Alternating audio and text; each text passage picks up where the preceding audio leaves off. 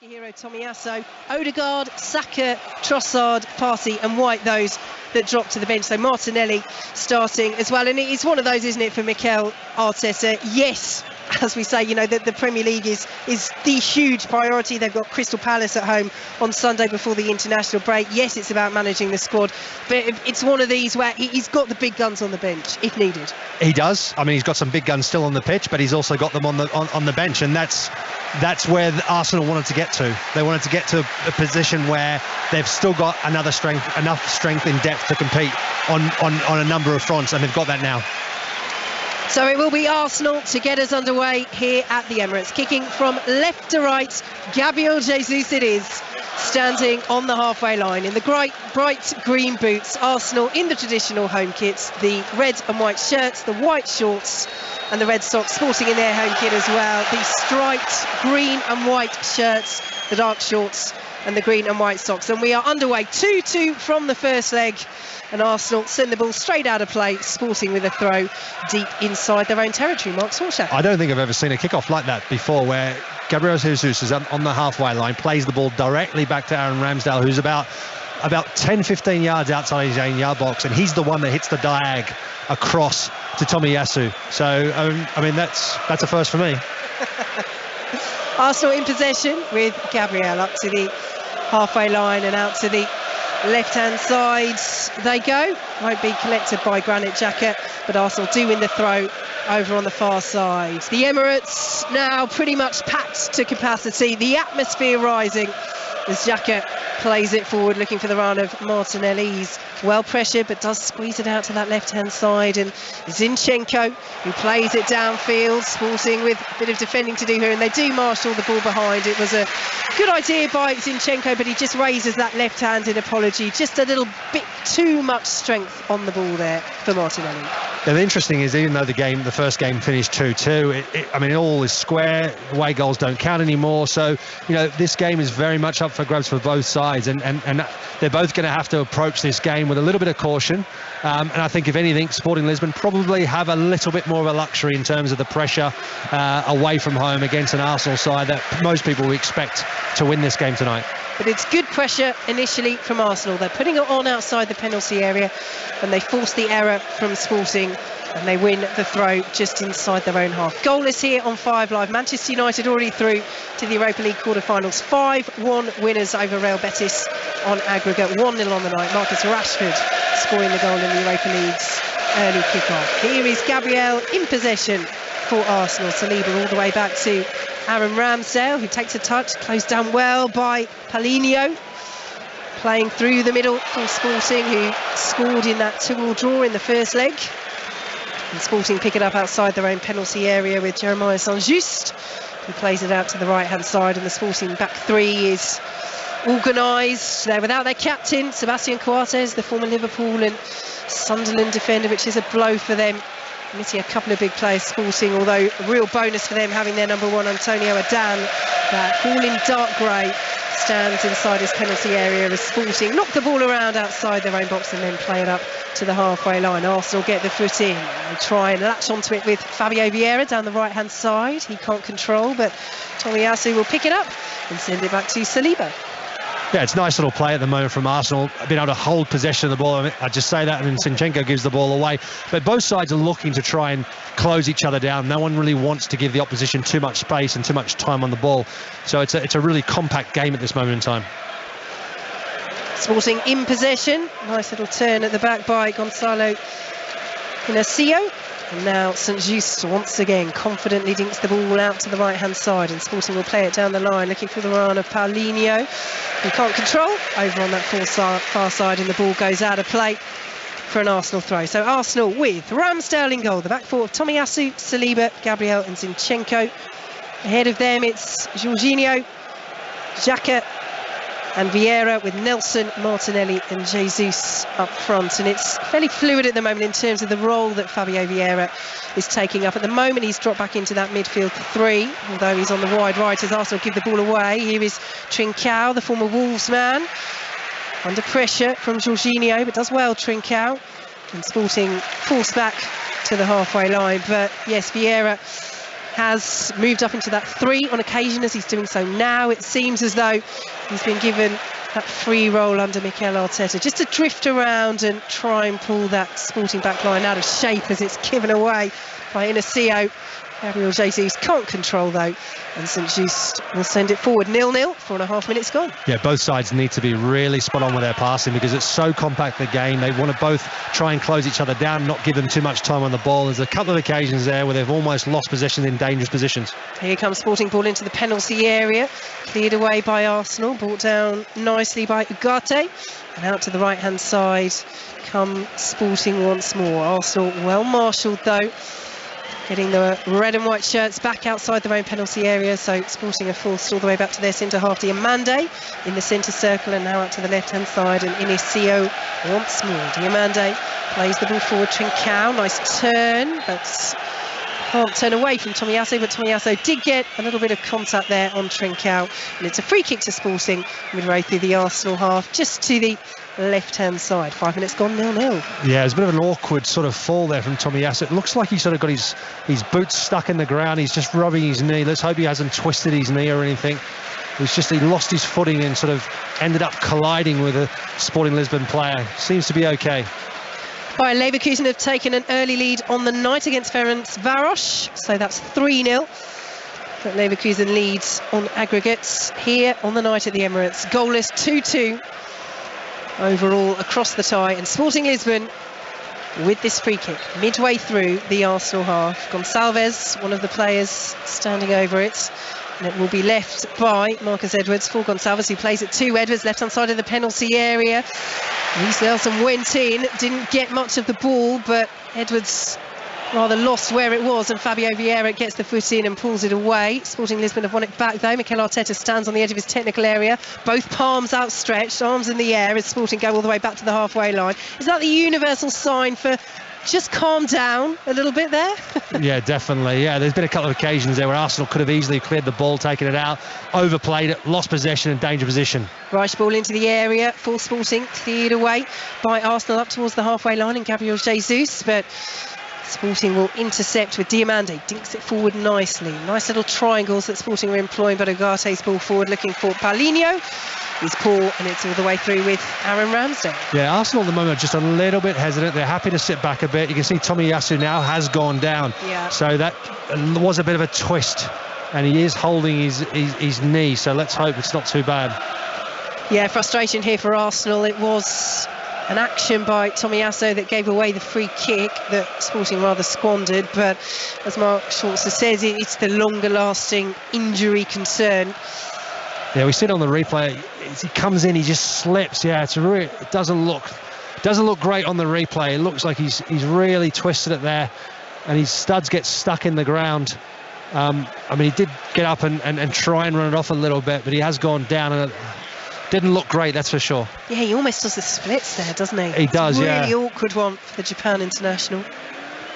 Yeah, they're still getting treatment now on the pitch, and I mean, it's a really difficult one when you sort of slide. He was in at quite a pace, and there was a quick turn on the ball, and therefore Tomiyasu tries to put the brakes on, and then gets his studs get kind of stuck in the ground, and then he splits. Like you said, he almost does it in complete splits on the ground, and looks like his knee's taking the brunt of it.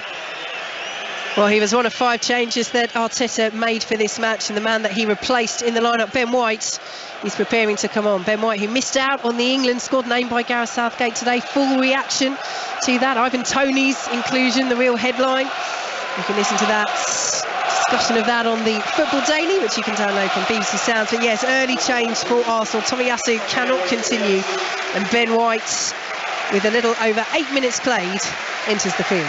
Yeah, it looks devastated, Tomiyasu. Unfortunately for him, it's just a really unlucky injury. He's devastated. Mikel Arteta goes over to him, consoles him, but now's an opportunity for Ben White. Yeah, there's a disappointment missing out playing in the England squad, but now he has an opportunity to play tonight and show what Gareth Southgate's missing out on. Yes, you do wonder whether there will be that added fire from Ben White this evening, as Ramsdale has it in his own penalty area. Goalless on the night here at the Emirates, 2-2 on aggregate. A reminder, no away goals rule, of course.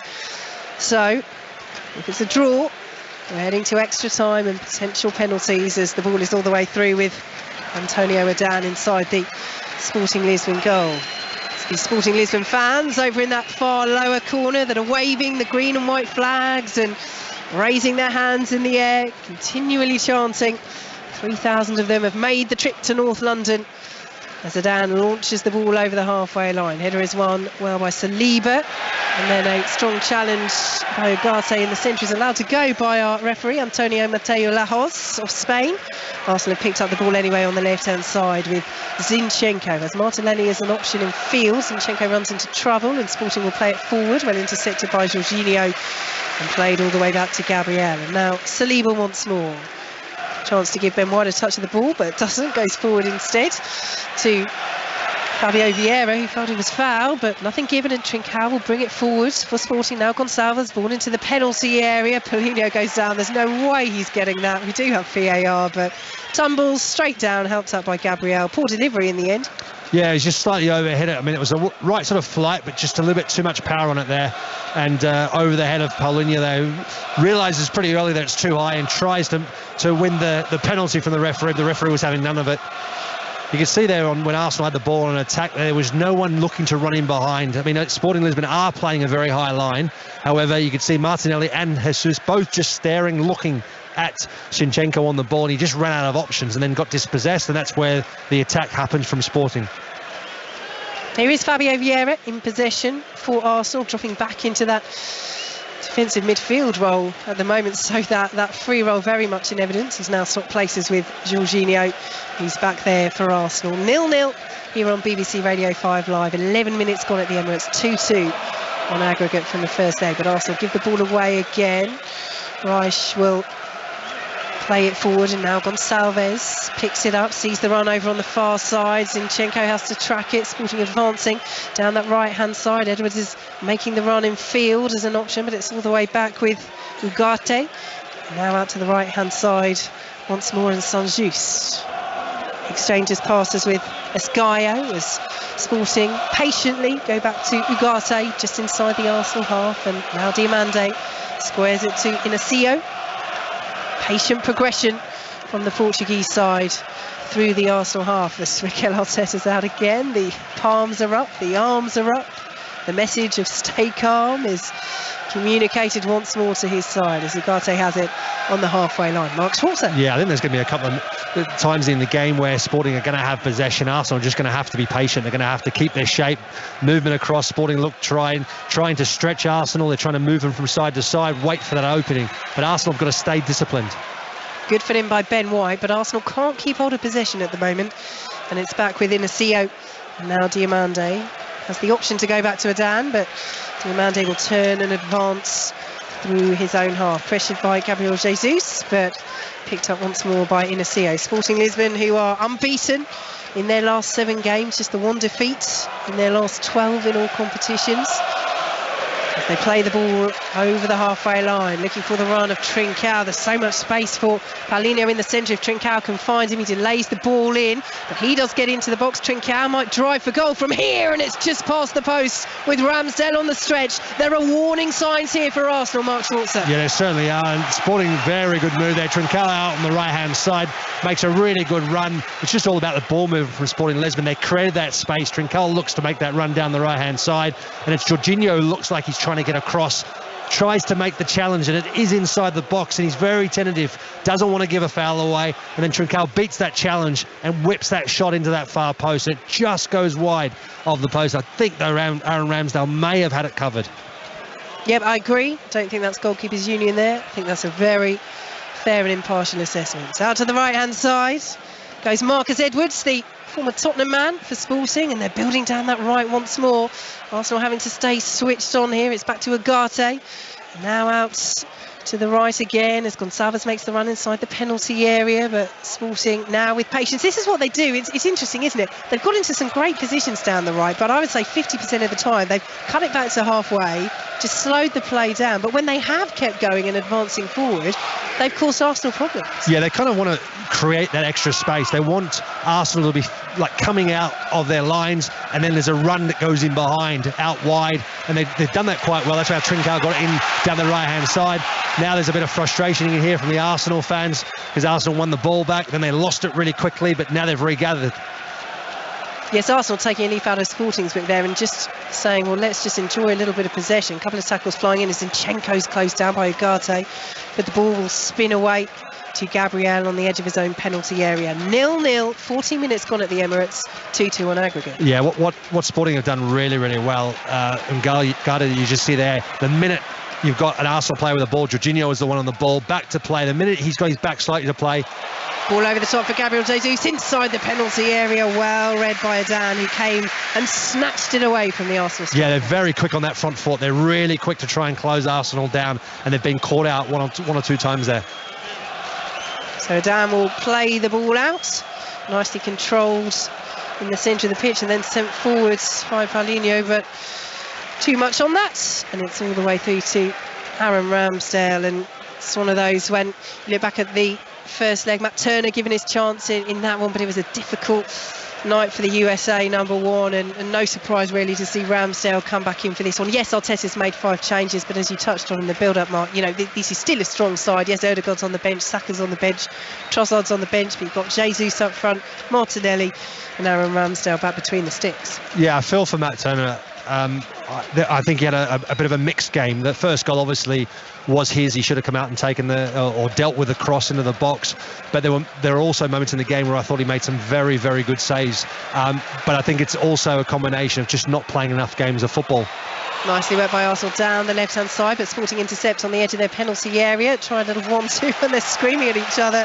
Paulinho and Pedro Gonçalves, as that didn't quite come off, as Nelson plays the ball into the area, and good save by Adan. Gabriel Jesus came flying in, great delivery from Reece Nelson, and Adan was there. A difficult bobbling ball. Jesus didn't make the best contact on it, but Adan stood tall, pushed the ball away, and Arsenal build again from the halfway line. It was that moment of real quick tempo, changing the tempo. Reece Nelson was on his bike. He just got his head down, beat the man, and whipped that cross into that dangerous area. And Jesus gets on the end of it, just to the bounce, gets done by the bounce, can't get a full foot on it. He ends up using his knee, and Adan deals with it pretty comfortably. Arsenal win a free kick midway through the Sporting half. Jesus going down. 0-0, 2-2 on aggregate, but we have to say that is probably the first real goal-mouth action that we've seen from Arsenal so far. Yeah, just watching the chance again on the replay there, Reece Nelson actually does even better. He doesn't take the man on, but he keeps his head down, does a bit of a step over in the ball.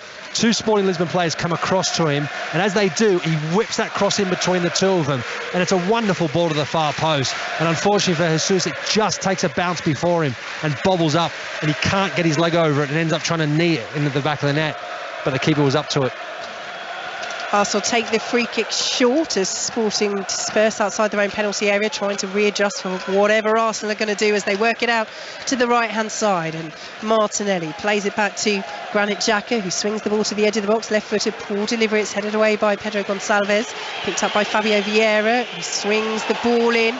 Cleared away at the back by Diamande. Reece Nelson trying to trap it on the edge of the D. Sporting get a foot in. Jorginho sends it back in. Fabio Vieira, left-hand side, goes down. Is that a penalty? No, says the referee. Vieira is absolutely furious. He's waving his right arm at the official. He's already up towards the halfway line saying, I've made my decision. We have VAR. They will have a look. What do we reckon at first viewing, Mark Schwarzer? Yeah, I mean, I think the first touch was a little bit heavy. I'm not quite sure. It's hard to call split second. I'm going to say that the referee, I think, got it right. We will see when we get the replay, but I totally agree in terms of the first touch. He's lost control of the ball, Fabio Vieira. Let's see now. The throw's been given. Let's just see if the referee is going to stop play, but he says no. And if we get underway, that means that VAR are happy. And Mark, you're very happy with your call. Yeah, I am. I mean, the referee was spot on. He was there. You could see it. He was in the right position. And it was a clear touch of the ball. And therefore, there was no foul on Vieira. Arsenal coming down the left-hand side into the penalty area they go. This could be the opener. Good save again by Dan. Goes out to Xhaka! And it is the opener. The save from Martinelli can't prevent the follow-up from Granit Xhaka. And Arsenal take the lead early on at the Emirates. 1-0 on the night. 3-2 they lead Sporting Lisbon on aggregates. Yeah, it's a great ball in behind there on the left-hand side. Martinelli runs onto it, beats the defender as the ball gets played through. He's through on goal, but he's on an acute angle, and as he comes in, has the shot, keeper does well, makes the block, and it goes straight to Granit Xhaka, and he smashes it. He takes a touch firstly and smashes it into that far post, and it's a really good finish with players on the line, and it's 1-0, and Arsenal, tell you what, they're good for it. His 5th goal of the season, which makes this his best goal-scoring season with Arsenal. And it's just another chapter, isn't it? Another line in the story of Granit Xhaka and Arsenal. You know, you think back a few years and it looked as though his relationship with the fans, with the club, had been broken beyond repair. But he's going from strength to strength. Arsenal are going from strength to strength this season, certainly in the Premier League. Will they be going from strength to strength in Europe as well? They have the lead, 3-2 on aggregate against Sporting Lisbon. We have a stoppage in play here because Arsenal have a player down. So let's head to the London Stadium. An update from West Ham against Larnaca. Sahil Sahi. Yeah, 0-0 here, Vicky. Very quiet opening 20 minutes between West Ham and Larnaca. West Ham lead 2-0 from the first leg. They had a first chance after 6 minutes. It was Skamaka from the left-hand side. His right-footed shot 20 yards away just flew wide. Skamaka has just put West Ham into the lead. Talking of him, he just poked it past the Cypriot goalkeeper. So West Ham lead Larnaca on the night by 1-0 and 3-0 on aggregate. Thanks very much, Sahil. Well, joy for the Emirates in terms of the lead, but frustration and disappointment because another enforced change. William Saliba was the player down. He's not able to continue, and so Rob Holding enters the field of play for Arsenal. Well, it's, you know, it's a tale of two different feelings and emotions at the moment for Mikel Arteta. They've got the lead through Granit Xhaka, but that's Tomiyasu, and now Saliba that's had to go off. Yeah, very unfortunate for Arsenal in these early stages of the game to have 2 injuries, 2 enforced changes because of those injuries. But, you know, that's why they've got the big depth in the squad, and these things can happen playing on 2 fronts. Trying to get to, you know, further latter stages of the Europa League is vitally important, as well as, you know, winning the Premier League title, and they're going to have these setbacks along the way, which they've already had, but it's how they deal with them, and so far they've dealt with them pretty comfortably. And we will try and bring you an update on exactly what happened there with Saliba, because it was while everybody was celebrating at the other end, Saliba was down and receiving treatment. So we'll try and get clarification on that. Granit Xhaka was busy sticking the ball in the back of the net as Gabriel Jesus does well. Arsenal win a throw deep in Sporting territory. 1-0 they lead here at the Emirates. 3-2 they lead Sporting on aggregate. Good work by Gonçalves, dispossessing Jesus down by the corner flag. Ben White slides in, gets a toe on it. Fabio Vieira can't keep hold of it though. Reece Nelson can. Plays it to Jesus. Intelligent ball by Nelson. Jesus, right hand side of the penalty area. Oh, is that a penalty? Offside flag is up. Goodness me. The assistant on this near side waving his flag. You think, what's it going to go for? And it goes for an offside. Well, this is going to be interesting, because that certainly looked like a big penalty call. Let's have a look first. It is offside. It's good refereeing by the assistant there. I mean, he could have flagged initially. Jesus is wide right. It's not necessarily a goal-scoring opportunity, but Jesus going down inside the area. Otherwise, it's a penalty. I think there's a dead-set penalty otherwise. So Sporting get away with it. Yes, Gabriel Jesus is a little bit offside. And you only need to be a little bit offside to be offside, right? Very true, yes. Matthias Reich, he was the player that made contact with Jesus, breathes a sigh of relief, and we're back underway. 1-0 Arsenal lead on the night, 3-2 they're up on aggregate. Here is their goal scorer this evening at the Emirates, Granit Xhaka. Good play through the centre, Fabio Vieira, closed down well by Trincao. Vieira then goes down, doesn't get the free kick now. Did he make contact there with Diamande? The referee has stopped play. He's calling Fabio Vieira to, well, he called him to him, and he didn't wait for Fabio Vieira to take one step towards him before getting out the yellow card and brandishing it. And Fabio Vieira is into the book, Mark Schwarzer. Yeah, he's a bit frustrated because he lost possession, and then also I think he felt that he was fouled. The referee waved play on. Sporting looked to get out, and I didn't quite see. I was watching play, and he must have followed through a little bit and caught the Sporting defender Diamande you can see as we're watching the replay, as he gets sort of tumbled over, and I think he just sticks his leg out a little bit, and he just unfortunately clips him under a little bit on his foot, and he's made a bit of a meal of it, of course, and then the referee's bought it and given a free kick.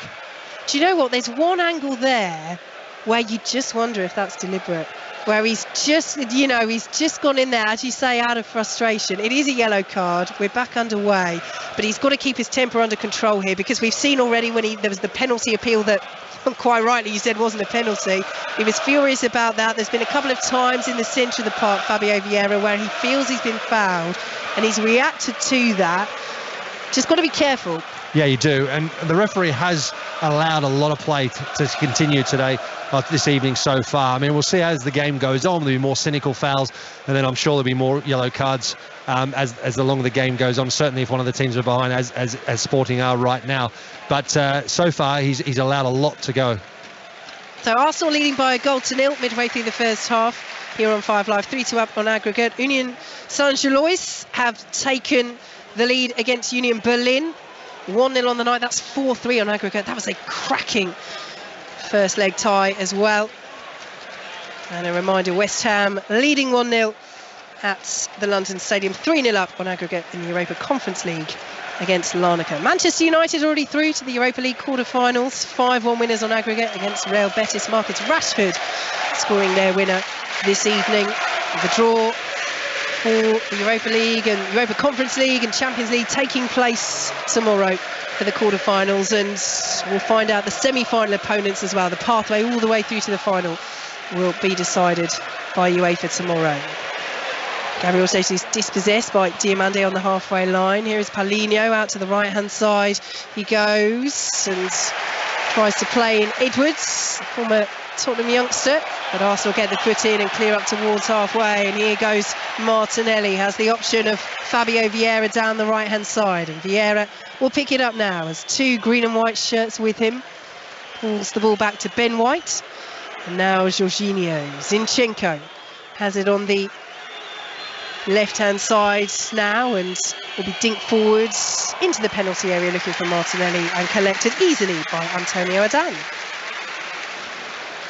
In the Super League, Castleford Tigers leads Rhinos by 4-0. Commentary is over on 5 Sports Extra. That was a 7:45 kickoff with Adan in possession inside his own penalty area. It's Gold Cup Day tomorrow at Cheltenham. Coverage starts on 5 Sports Extra from 1:15, and we have commentary of all the races through until 5:45.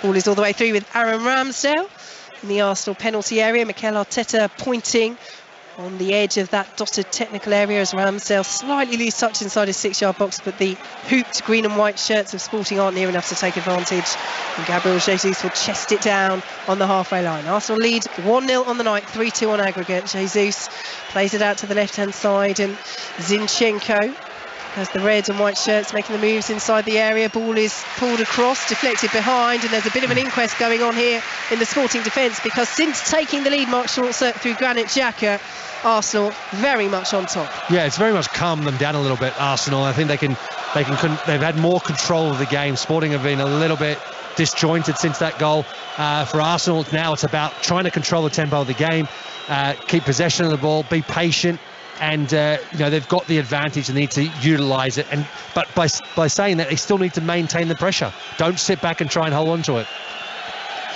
So corner taken. Zinchenko trying to get out of the way of the referee on the edge of the D. Martinelli drives the ball across, well saved by Dan. Flag is up on the near side anyway. Well, Zinchenko is doing his job. He's racing back on halfway to stop the Sporting counter. He's had to as well, and he's not had the pace. Sporting into the penalty area. Can they make something of this? Arsenal just about get the block in from Zinchenko on Marcus Edwards. We'll go back to what happened with the referee and Zinchenko at the other end, but Arsenal almost caught out there. Zinchenko done for pace by Marcus Edwards, who dallied taking the shot and allowed the Ukrainian eventually to make the block as Sporting had the ball just inside the Arsenal half. Goodness me, Mark Schwarzer, that was so dangerous for Arsenal. And do you know what? You thought Zinchenko had it covered. but Edwards just did him for pace. Yeah, but I think a lot of the Arsenal players, I think, stopped and thought there was going to be a free, retake, a drop ball, because the referee got clearly in the way of Zinchenko. The referee wasn't actually watching as Arsenal tried to play their play. He was watching in the 18-yard box. He was seeing, if any fouls were committed, and he was standing right at the edge of the box near the D, the closest side to the corner, which is unusual. Normally they're standing further away, and he gets right in the way of Zinchenko as he tries to hit it first time, and that's where the break happens. And Edwards was quick. He was very quick. He beats Zinchenko to the ball, and you think that actually he's going to get a proper shot on goal. Zinchenko does really well in the end of regaining himself, getting himself back in position, and makes the block. But he does turn around now, and Ramsdale give him an earful for not coming out and taking that ball. Arsenal with a free kick just inside the half, and now Zinchenko has a word with our referee Antonio Mateo Lahoz, because it was one of those where I was thinking, fair play to him for staying switched on, because that was so poor in terms of positioning from the official. He would have been absolutely furious. He would have wanted to give the referee an earful, but instead he did stay switched on and went with Edwards, and ironically, being the player involved, he was the only one that actually did do his job and stop that sporting counter eventually, as Gabriel Jesus comes forward. Good footwork into the penalty area. Jesus gets the shot away. Great save, Dan. Jesus tries to pull it back across. It's gone behind for a goal kick. Very good play by the Brazilian, and that's probably the best save of the night from Adan. Yeah, it's wonderful feed at the edge of the box by Jesus.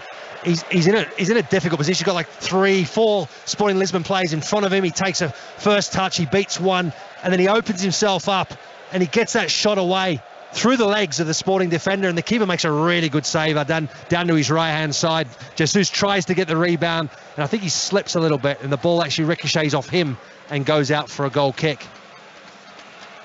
So Sporting in possession just outside their own penalty area. Half an hour gone. Arsenal with the slender advantage on the night and in the tie. 1-0 here at the Emirates, 3-2 on aggregate as the ball is all the way back through with Aaron Ramsdale. But again, you can see Arteta just outside his technical area. He knows that this is very much still in the balance, Mark Schwarzer.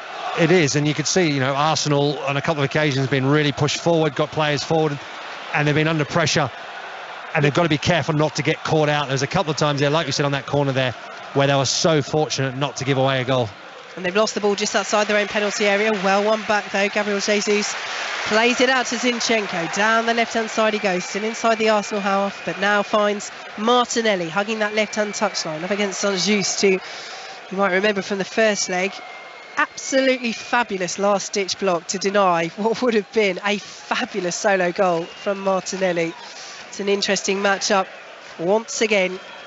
Arsenal with the one goal to their name here at the Emirates on 5 Live. Granit Xhaka, 3-2 their lead on aggregate, and it's Xhaka in possession out to the left-hand side, and Martinelli once more taking on the wing-back Ricardo Esgaio, and pulls it back to the centre, and Jorginho now found by Xhaka, and Arsenal happy just to slow the play down, enjoy a bit of possession. Arsenal, who've had to make those 2 early changes because of injury, Tomiyasu and William Saliba both going off, White and Holding replacing them.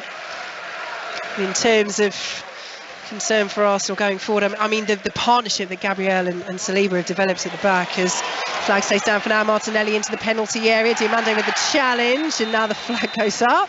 And it's one of these rinse repeat, isn't it, really? Half a penalty shout for Arsenal, but we knew, Mark Schwarzer, that the offside flag was going to go up Martinelli there. was by quite some distance in offside position. That's where the frustration comes out from players when the linesman and the referee allow play to continue. He's miles offside, and then obviously he goes back and gives that free kick for the offside.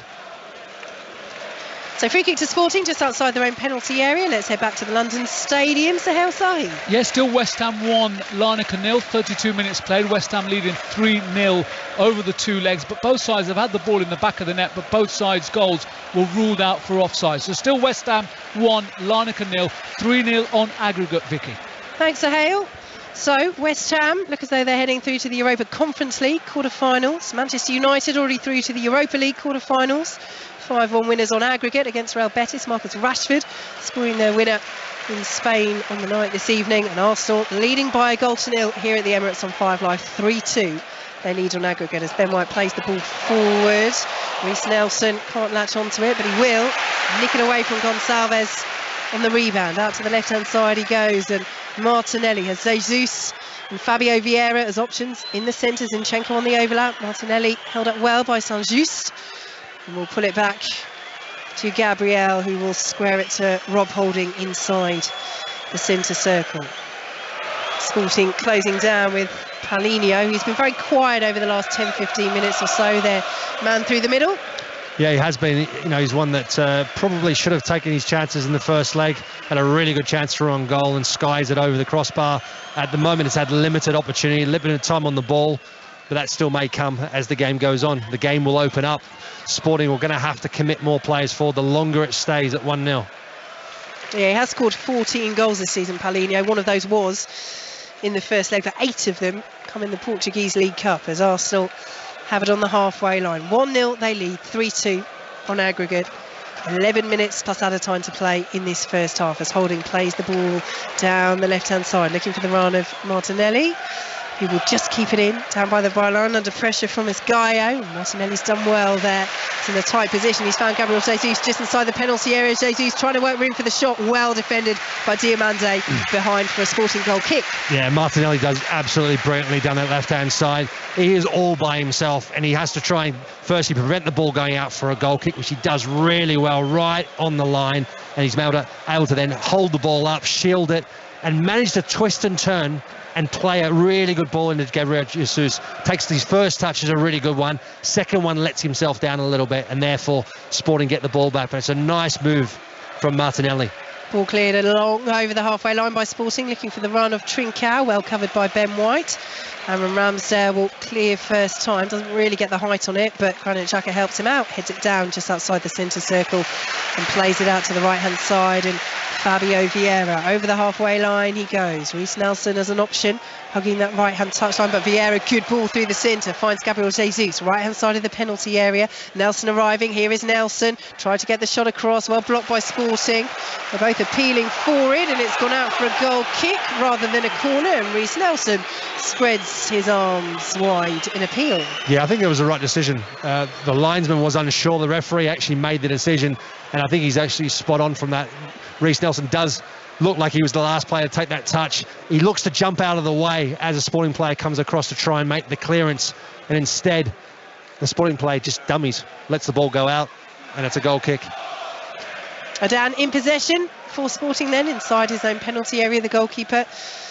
And now forward with Trincao on loan from Barcelona after spending last season on loan with Wolverhampton Wanderers. All the way he goes back to Adan as Sporting play out once more, but good pressure from Arsenal right outside the Sporting penalty area, forcing them to go long. Jorginho wins the header, flicked forward by Ben White, and Granit Xhaka then goes down, fouled by Ugarte, and it will be a free kick to Arsenal in the centre circle. Just touching on Gabriel Jesus, Mark, how would you rate his sharpness so far in this match? First start, remember, since the beginning of December after picking up that knee injury with Brazil at the World Cup, made his comeback for Arsenal after 3.5 months as a substitute against Fulham, but given his first start today. Yeah, I think we've seen glimpses so far in this first half, and partly because he hasn't been involved as much. It's more so in the last probably 10-15 minutes where Arsenal have had more dominance, more possession in Sporting's half. Here they come down the left-hand side with Martinelli. He's looking more and more dangerous. Ball will find Xhaka. Edge of the 6-yard box, back to Martinelli. Weak shot, cleared away on the edge of the 6-yard box. Picked up by Nelson. Now White just inside the penalty area. All very neat and tidy from Arsenal. But again, you know what? The offside flag is Arsenal's biggest enemy this evening. It's gone up again. It's another free kick to Sporting. Yeah, I think that was a little bit overplaying from Arsenal. There was a couple of occasions there where they could have actually whipped the ball in sooner. They could have had a shot on goal. Instead, they looked like they almost wanted to pass it in the back of the net. So it's just a bit of overplaying. Goals going in the Europa Conference League.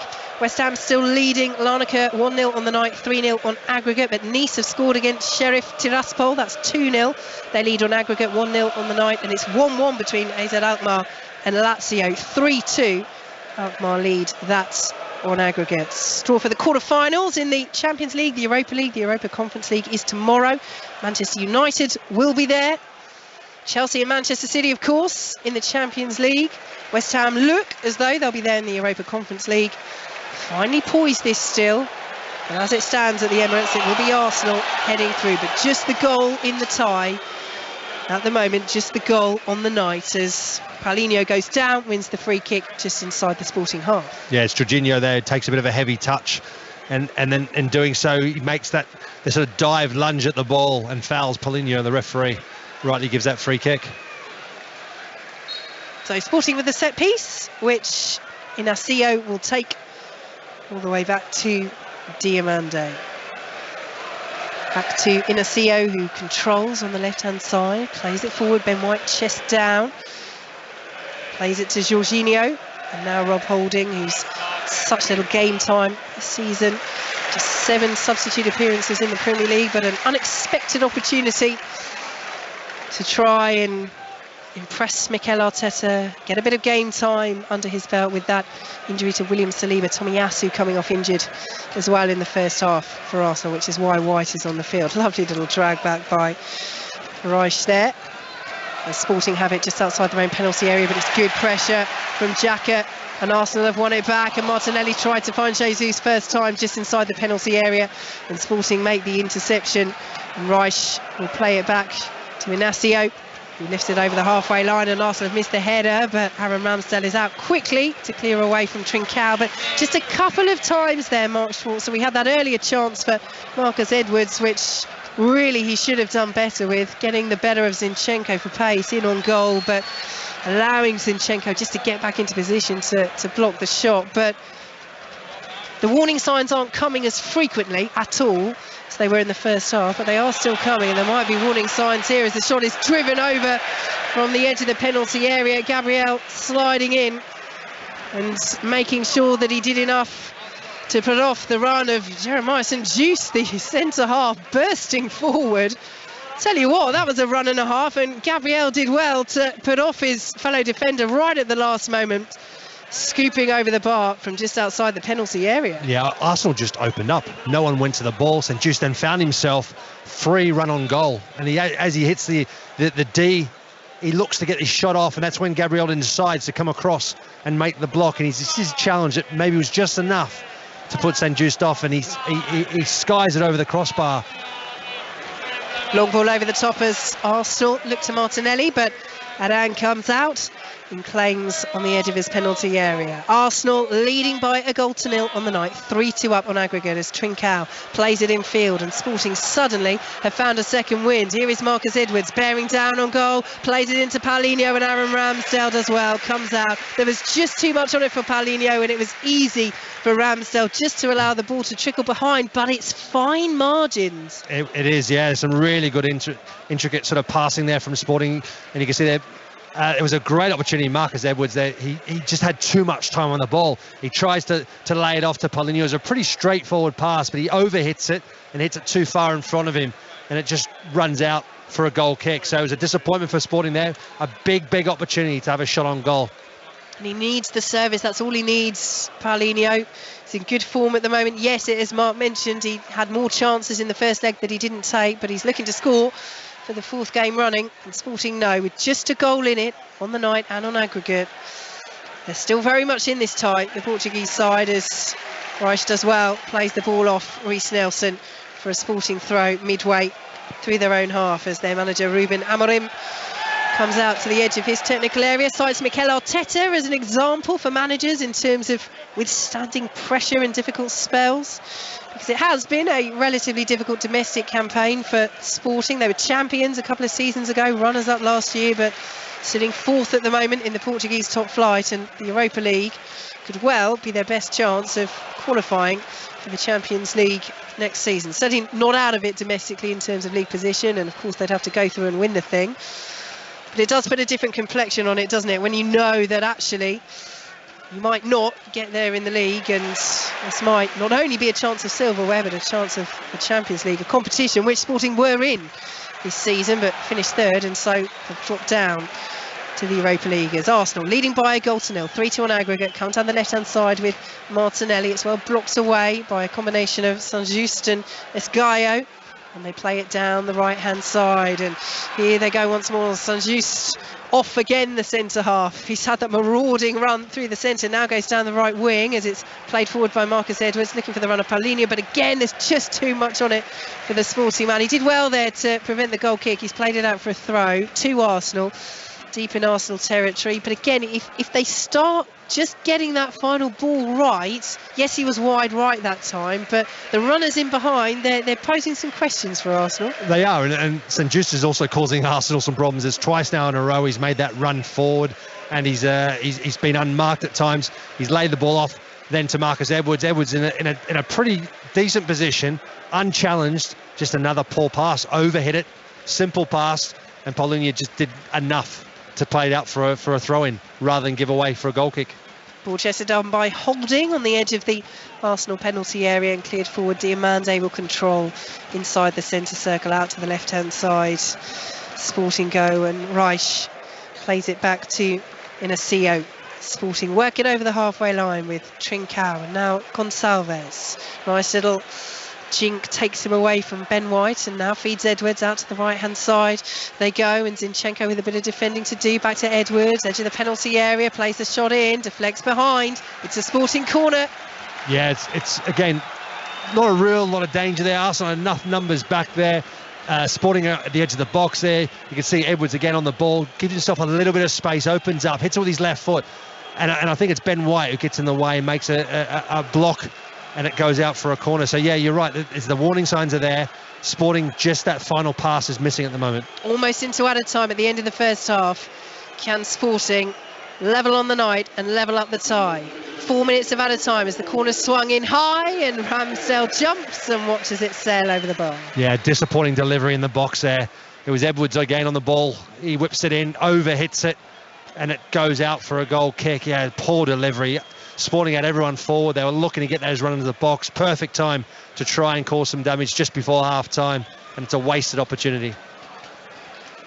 So into those 4 added minutes, and Aaron Ramsdale taking his time over this goal kick as Arsenal's red shirts retreat up towards the halfway line. They lead by a goal to nil, courtesy of Granit Xhaka. 3-2 ahead on aggregate. Manchester United 5-1 winners over Real Betis earlier on aggregate, 1-0 on the night. They'll be in the quarter-final draw for the Europa League tomorrow.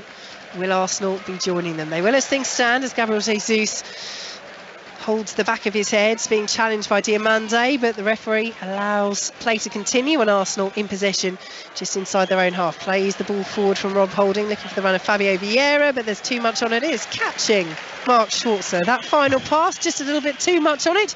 It's out of play for a Sporting goal kick. Yeah, it's a straight ball over the top. Pitch is a little bit damp, and therefore it's always going to skid through.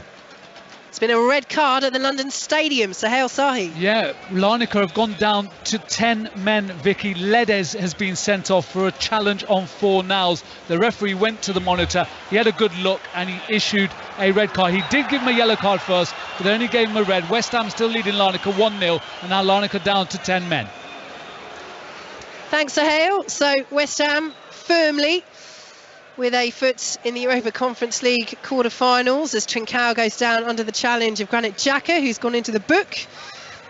The Arsenal captain, he's very quick to get those yellow cards out. I'm not saying he's wrong with that decision, because Trincao was off and away, but it's, you know, it doesn't need a second, he doesn't need a split second to make up his mind, the referee, as the ball goes down the right-hand side, intercepted by Zinchenko, throw to Sporting midway through the Arsenal half. Yeah, it's a clear free kick, and it's a clear yellow card. Trincao was away, and Granit Xhaka runs back across. I mean, his argument was he was stepping across. There was no intent there, but he does clip his legs, and it is a foul, and it is a yellow card. There's no doubt about it. Here comes Sporting, playing the ball to the edge of the penalty area. Maybe it's something he practices. It's just the speed with which he gets it out of his pocket.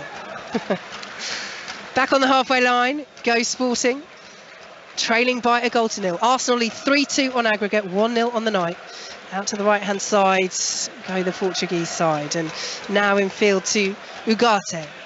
Squares it to the centre half, Inacio, who is pushing up as Sporting advance. Only the goalkeeper Adan inside the Sporting half as they try and unlock Arsenal at the end of this first half. Gonçalves switches the play out to the right hand side. It's a good ball picked up by Marcus Edwards. The pink boots flashing down that right hand side, pulls it back to Saint-Just, to the centre half. He's in an advanced position once again. Here he is, Saint-Just, just outside the penalty area, pulls it back to Ugarte. Arsenal dropping very deep here. Ugarte goes for goal, and it wasn't a bad try. Ramsdale got something on it as well, and it's behind for a Sporting Lisbon corner. That's a great shot. It really is from distance. He sets himself, looks to take a shot, dummies, takes a couple more steps forward. As he strikes it, absolutely flies off his foot there. And actually, I think it takes a deflection. Is it Granit Xhaka who makes the block? It takes a deflection off Xhaka and goes out for a corner. Yeah, good spot. Ramsdale on the stretch, but he didn't need to get the touch. Xhaka did. It was necessary. It's a Sporting corner. It's swung in. It's headed away by Sporting on the edge of the 6-yard box, and it's another decent opportunity. And there is the half-time whistle. Well, Arsenal lead by 1-0 thanks to Granit Xhaka. They're 3-2 up on aggregate, but Mark Schwarzer, Sporting finishing that half strongly, and they will believe very much this tie is still alive. Oh, very much is still alive, and I think Sporting has shown enough in this game that they pose a big threat going forward. Arsenal have to be on their game for the remainder of this match, otherwise they'll get punished. Sporting have got the attacking options on the field. They can hurt them, and they've showed that in the first half that they are a threat going forward. And if you're Arteta, you've had to make 2 changes with Tomiyasu and Saliba coming off. You've got 3 more that you can make, another one if it goes to extra time, but you've got Saka, you've got Odegaard as options on the bench, you've got Trossard. Would you make a change, or do you feel that what you've seen so far is good enough to keep going with this side? Well, he's made 2 subs at different times, so he's only got 1 more chance to make a substitution. So he has to make, if he's going to make he's got to make 3. I don't think he'll make that at half time. You don't want to play the remainder of 45 minutes without having the opportunity to make a sub, so I think he's going to leave it later. Depends how the game goes in this second half. It is a very difficult one to make when you've already had those injuries at half time, in the first half, and your hand's been forced. So he's only got that one opportunity to make the sub. So, half-time at the Emirates, Arsenal leading by 1-0, 3-2 up against Sporting Lisbon on aggregate. But this tie, well, will there be more twists? Will there be more turns? It's certainly still alive here at the Emirates. Vicky, Mark, for the moment, thank you. Let's head straight into the Conference League and go to the London Stadium. West Ham taking on AEK Larnaca. Half-time for Sahel Sahi. And they lead by 1-0, Aaron. West Ham then in control and heading into the last 8. Gianluca Scamacca with the goal after 20 minutes, after a forceful run by Manuel Lanzini. He picked out the Italian, who made it 5 Europa Conference League goals this season. Both sides then had goals ruled out for offside, and just before the break, Fornals beat the visitors' goalkeeper, but the crossbar denied him and West Ham. And then Gustavo Ledes of Larnaca, he was sent off after catching Fornals. So half-time, West Ham 1, 10-man AEK Larnaca 0. West Ham lead 3-0 on aggregate. Sahel, thank you. Rugby, tennis and a bit of a wrap-up from the day's action at Cheltenham to come, all after the latest BBC News with Richard Foster. Listen on BBC Sounds. This is BBC Radio 5 Live. NHS staff in England are being offered a 5% pay rise and a one-off payment worth at least £1,600. The deal was announced after talks between unions and the government, and strikes will be put on hold while workers consider the plans. Helga Pyle from the union Unison told 5 Live she hopes members will support them. We're recommending acceptance of this because the money that's there has met our test of putting additional money above what the government said they'd budgeted for, and it's available now as opposed to having to wait for many months. And we know that people are really reluctant to continue taking strike action. The latest pay offer from the Scottish Government's been accepted by the GMB, which represents ambulance crews and other NHS workers. They'll get an increase of 7.5% this year and 6.5% next year. Nurses are expected to give their verdict on those plans next week. Other strikes have been continuing. Trains in England, Wales and Scotland have been disrupted on another day of industrial action by the RMT. But it's thought teachers in the National Education Union in England could start pay talks with ministers next week.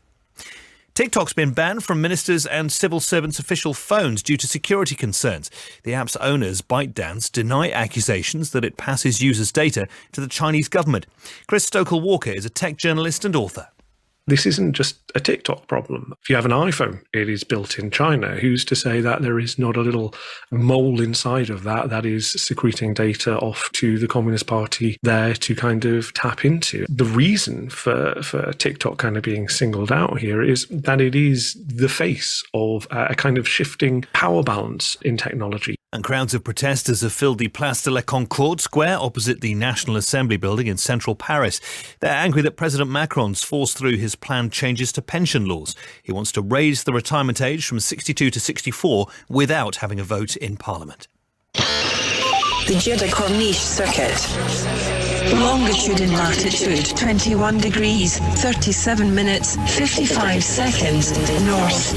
39 degrees, 6 minutes, 16 seconds east. 3.83, 6 miles in length.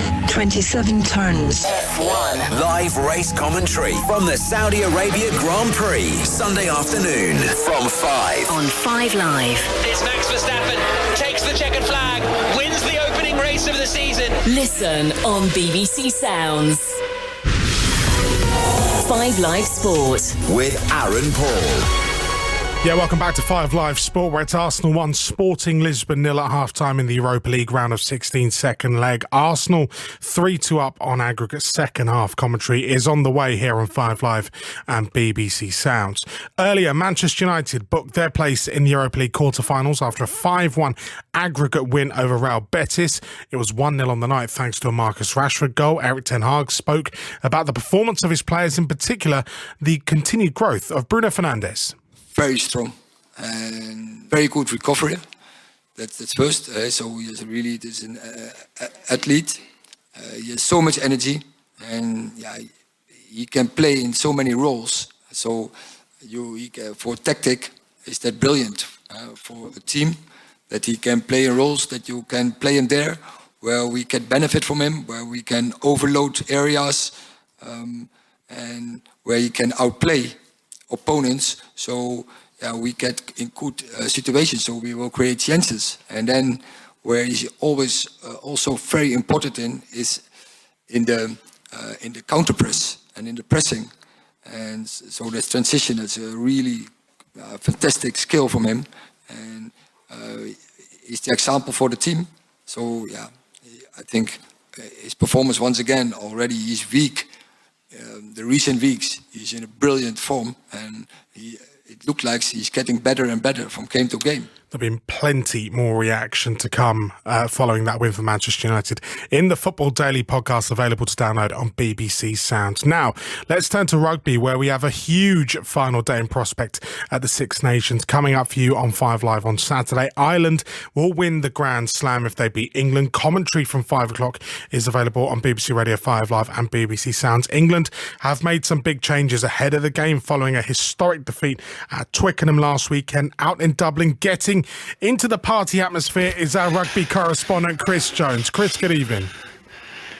Good evening, Aaron. Yep, St Patrick's Day Eve here in Dublin. Nowhere else you'd rather be. Bank holiday tomorrow in Ireland, and the public are expecting it to be the start of a Grand Slam party. England have made it here, albeit belatedly with a delayed flight. We've been with both the head coaches today as they both have named their sides. A word on Ireland in a moment, but Steve Borthwick, the England boss, has brought back Owen Farrell, the captain, at fly half. Marcus Smith drops to the bench. Manu Tuolangi returns in the midfield. Ollie Lawrence injured, remember, and there's a surprise selection on the wing with Henry Arundel in for his first test start. Up front, though, just the one enforced change to the pack, monstered by the French. David Ribbon's in for the injured Ollie Chesham. So Borthwick has told his pack to go again and prove that last weekend was an aberration. We've been speaking to Borthwick here in Dublin, and this is why he's kept faith with his under-firing forwards. I think these players, these England players, are quality players who have been playing well week in, week out for their teams, and are desperate to do well for England. Now there are different approaches, and certainly there's been an approach, and I know yourself of us to many of the things you've discussed in the past and talked about, players being in, players being out. Now, from my point of view, the players here need to understand what international rugby is about, and the players need to learn really fast. So intensity levels drop by only 1 or 2%, and you get exposed badly. Right, the challenge is, can you keep your intensity levels up? And I think the only way you can learn from that experience is actually to go again into this. The challenge France posed, particularly in the forwards last week, was immense, and you see again how well they have developed over a number of years. Now, for us, these players I think that our team needs to continue to understand what international rugby, to win at the top level of international rugby, what it takes. And in terms of the tactical plan, Steve, do you have a tactical plan not just to compete with Ireland, but to beat Ireland?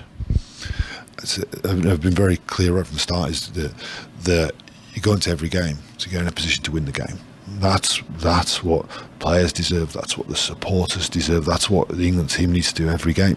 Now, what we've done this week is, again, gone back onto the training field, gone back into the meeting room, gone back into the analysis room again, as we've done every day during this championship. And right, what are we going to focus on? How are we going to get better? Because we need to get better fast. And we're going to learn a lot more about ourselves this week against Ireland. Now, we go in there aiming to be in a position to win the game. And that's what our objective is in every game. Very honest from the England head coach, Steve Borthwick there. Chris, just one more. I mean, what an atmosphere we're expecting on Saturday. And just a word on Johnny Sexton. His last Six Nations clash, emotions will be high off the back of a big St. Patrick's Day weekend as well. Yeah, emotions are going to be high amongst the fans for sure. But listening to Andy Farrell, the Ireland boss today, Aaron, he's trying to keep a lid on it. He's not saying this is any other game. He knows it's bigger than that, but he also wants to just focus on his team's performance. He doesn't want this to be the height of Ireland's achievement. He doesn't want this to be a big, fairy tale for Johnny Sexton. He hopes there are bigger things to come later in the year with the World Cup. But a quick line on the Ireland team. Caelan Doris and Dan Sheehan both fit. That's huge. The informed number 8 and hooker respectively. 2 enforced changes. Ryan Baird is in for Ian Henderson and Robbie Henshaw in for Gary Ringrose, as the Irish look to really cement their status as the world's number 1 and win the Grand Slam on home soil in Dublin for the first time in Six Nations history. Chris, fantastic as ever. Don't forget, you can follow Chris Jones and the Rugby Union Daily podcast team over on BBC Sounds. Elsewhere, there was a shock in the feature race at Cheltenham today as 33-1 outsider Sire du Belay won the Stayers hurdle. Attention now turns to the Gold Cup tomorrow with former winning jockey Andrew Thornton and John Hunt. So, Andrew, you know what a Gold Cup winner looks like. Having ridden one, Galopin Des Champs is the favourite for the feature race of the entire week. Does he look as though he fits the bill? Well, he's got perfect credentials coming into the race. He's won twice this year. He won at the Dublin Racing Festival, John, and there's a bit of talk about his stamina side of things, but he hit the line very, very hard in the Dublin Racing Festival, stayed on well. It was about 2 furlongs before his jockey Paul Townend pulled him up. So on that performance, you would say stamina isn't going to be too much of an issue. He has 12 marvellous rivals. Let's talk about a few of them. And of course, last year's winner, A Plus Tard, is back. But he's spent the year since in the wilderness, really. He came over to the Betfair Chase this year, which he won in effortless fashion last year. Never fired, but they did found a bit of an issue. He picked something up on the boat. He wasn't physically great.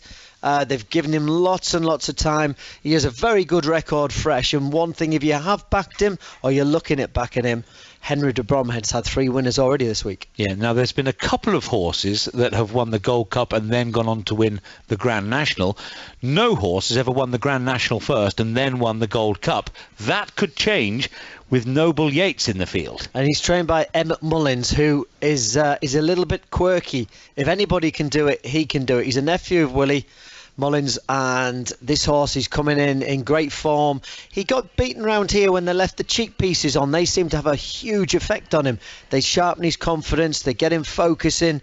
The wet weather certainly won't do his chances any harm whatsoever. And one thing you do know about him, he is a thorough stayer. Yeah, and Hewick runs as well for Ireland, but this was the little horse who went over to America and won the Grand National there. That would be a fairy tale, wouldn't it? And if it stayed dry, he would have a better chance. But yeah, for me, I'm with Noble Yates.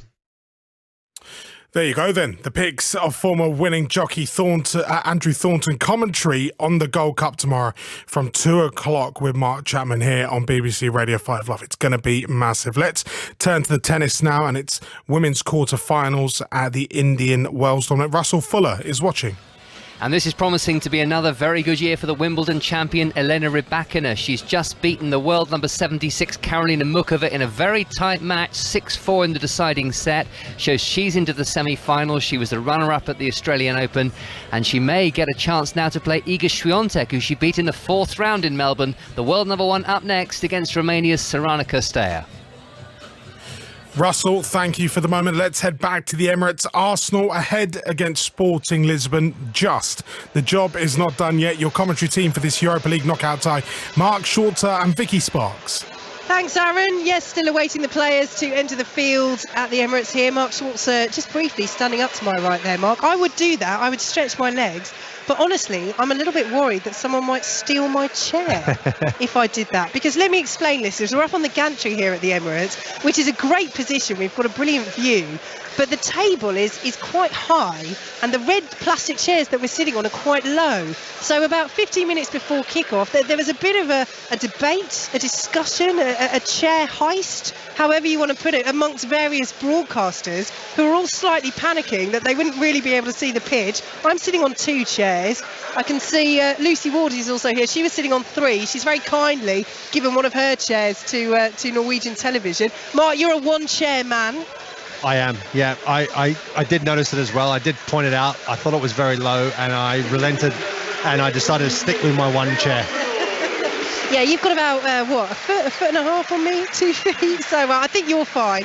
But yes, 2 chairs. We're not going to let anybody take them away from BBC Radio 5 Live, because we want to be able to see this second half, because it is a second half that is finally poised in terms of this tie, and Arsenal are making a change at half-time. Now, just to clarify, if they make a change at half-time, and we've double-checked this in the rulebook, they can make one in the second half as well. So they have 3 players left to be able to bring on.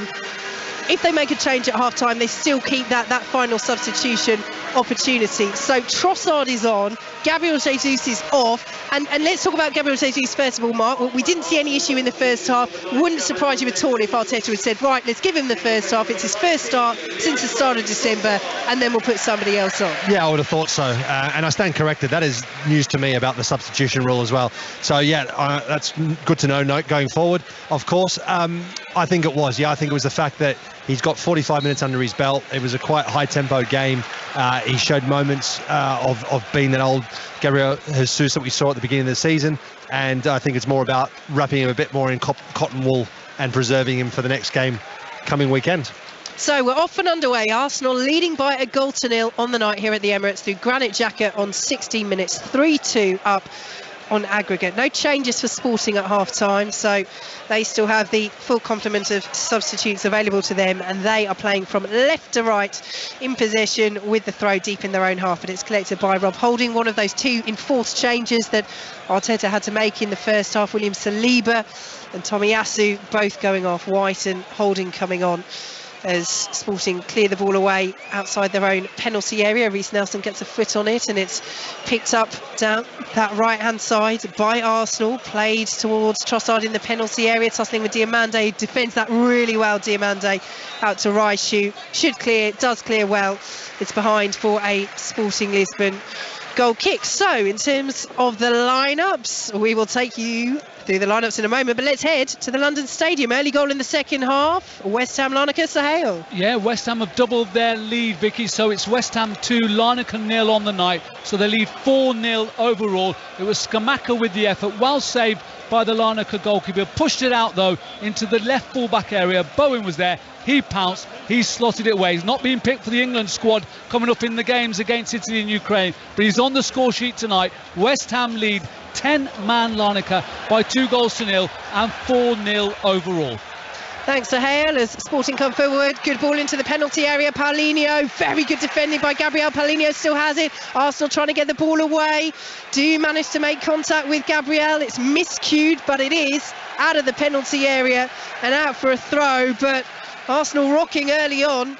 in this second half, leading by a goal to nil. It's been pretty open so far, Mark Schwarzer, and they might have another problem here. Well, this really would be a blow for Arsenal. They'd have to make another change if Gabriel can't continue, and it would be both centre-halves off. But let's see, and let's hope for Arsenal's sake that Gabriel is going to be able to get up and continue. Yeah, it must be a massive concern for Mikel Arteta now, the fact that Gabriel's gone down. He's lost his other centre-half partner already in that first half. Looks like he's just, like, I don't know, I'm not sure if he's stubbed his toe or whether he's kind of like jolted his leg a little bit, but he seems to be okay. He's stood up now and they're going to play on.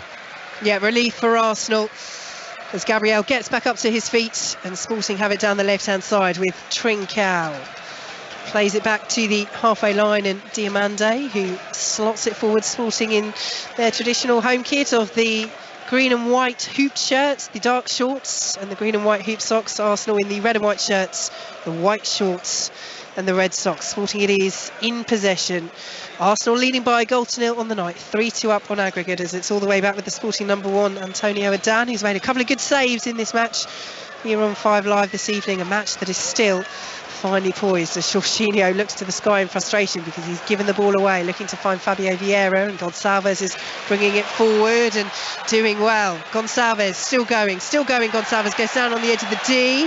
Sporting on a free kick, they're not going to get it, and Fabio Vieira picks it up on the right hand side, slides to keep it in but can't keep possession, and Reich will bring it forward for Sporting down the left hand side. Paulinho's making the run in the area, well anticipated by Rob Holding, and Granit Xhaka will bring it away for Arsenal. He's surrounded by green and white shirts, but plays the ball out to the left hand side. It's intercepted though by Saint-Just and brought forward now by Edwards, the former Tottenham youngster, and the shot curled over from 25 yards by Gonçalves. Well, he's their top scorer this season. He's got 16 goals, but why are you shooting from there? 25 yards out, loops over the bar, no problem whatsoever for Ramsdale, and they had all the momentum and all the bodies forward there, Sporting. Yeah, they did. They just a little bit like they panicked a bit, nearly like almost ran out of options, wanted to get a shot on rather than retaining possession and starting again. But there are some signs again. There was Gonçalves, who was very, very dangerous going forward. There was a last-ditch challenge from Reiss Nelson, who then won the ball back. So Arsenal just have to be a little bit careful. They've had a couple of injuries. They've had a couple of changes. They've got to get back in the flow after this half-time break. Sporting under pressure just outside their own penalty area, brilliantly dealt with by Reich. He back heels it. Diomande picks it up inside the penalty area. That was a beautiful, skillful piece of defensive work then from Reich. The Sporting have the ball inside their own half. Another goal at the London Stadium, Sahel. Yeah, and another for Jared Bowen. So it's West Ham 3 now, Larnaca 0. They lead 5-0 overall. It was a cross from Cresswell and a lovely deft header from Bowen. West Ham in complete control. They're heading into the quarter-finals, Vicky. Here comes Sporting in control in the second half. Good save by Ramsdale as the ball was fizzed into the area by Esgaio. Arsenal clear up towards the halfway line, but they're looking ever more dangerous, Sporting Lisbon, and that contingent over in the lower tier, waving the green and white flags, bouncing up and down. They know that their side are on top at the moment. Arsenal lead by a goal to nil, 3-2 up on aggregate. Yeah, and Ramsdale was really alert there at the near post, does really well. Ball gets whipped into that near post area. Paulinho's there. He looks to try and get there ahead of Ramsdale. Ramsdale just makes himself really big and makes the block. Really good goalkeeping. Sporting in possession, playing it out to the right hand side. Back in field to Saint-Just. Will now play it out to the left as they look to advance towards that Arsenal half once again. On the halfway line they have it with Trincao, plays it forward out to the right hand side. Reiss Nelson will shepherd that out of play. And let's take you through the lineups, because just watching this here, it looks to me as though Arsenal switched to the back three. Let's just watch and see what Reiss Nelson does. They have certainly done so when defending, although now as I say that, Nelson's moving forward into that right wing position. So let's see, are they going to go with the 4 in possession and the 3 out of possession to match up with Sporting? They might hazard over on the right hand side, so we'll give you the lineup as it is right now. Ramsdale in goal, White holding Gabriel and Zinchenko. Ahead of them is Jorginho and Xhaka, with Nelson, Vieira and Martinelli supporting Trossard now, who's largely playing through the middle. But as they come forward once more, Sporting, Arsenal managed to get the foot in, and yeah, again, you can see Reece Nelson, he's just dropping back, isn't he, where necessary into that wing-back position, although Ben White's taking the right-back position for now. So potential fluidity for Arsenal at the back, but it looks as though they're largely sticking with the fort. They're in possession anyway. They've won a free kick on the halfway line. They lead by 1-0, 3-2 on aggregate. Yeah, you're going to see as the game goes on, there's going to be more of these sort of challenges. Ugarte on a really heavy challenge on Martinelli there. He's still on the ground holding his leg. I don't think there's anything really seriously wrong with him. Probably just a little bit of a knock. But Arsenal just need to slow the game down a little bit, get their composure back again, and try and frustrate Sporting a bit more. So Zinchenko stands over this free kick on the halfway line. 7.5 minutes gone in this second half. Arsenal lead 1-0, 3-2 on aggregate. Incidentally, the Sporting lineup: Adan in goal, the back three of Saint-Just had that brilliant solo run and almost scored in the first half. The centre half, Diomande and Inacio, Esgaio, Gonçalves, Ugarte and Reich ahead of them, with Edwards, Trincao and Paulinho up top. They're without their regular captain, Sebastian Coates, the former Liverpool and Sunderland defender, without midfielder Hidemasha Morita as well, and Hector Bellerin. Missing some big players, but they're coming forward now. Sporting, Paulinho, ball into the area, takes a shot early, blocked by Holding, picked up on the left-hand side by Reich. Reece Nelson is there trying to find Paulinho once more. Arsenal clear away, but they're under the cosh at the moment, the Gunners, leading by 1-0, 3-2 ahead on aggregate here on 5 Live. But Sporting having the better of this second half so far, the Portuguese side. Out to the right they go, and Esgaio. And again, patience to pull it back to Saint-Just, and in field now to Diomande, and square to his fellow centre-half, Inacio.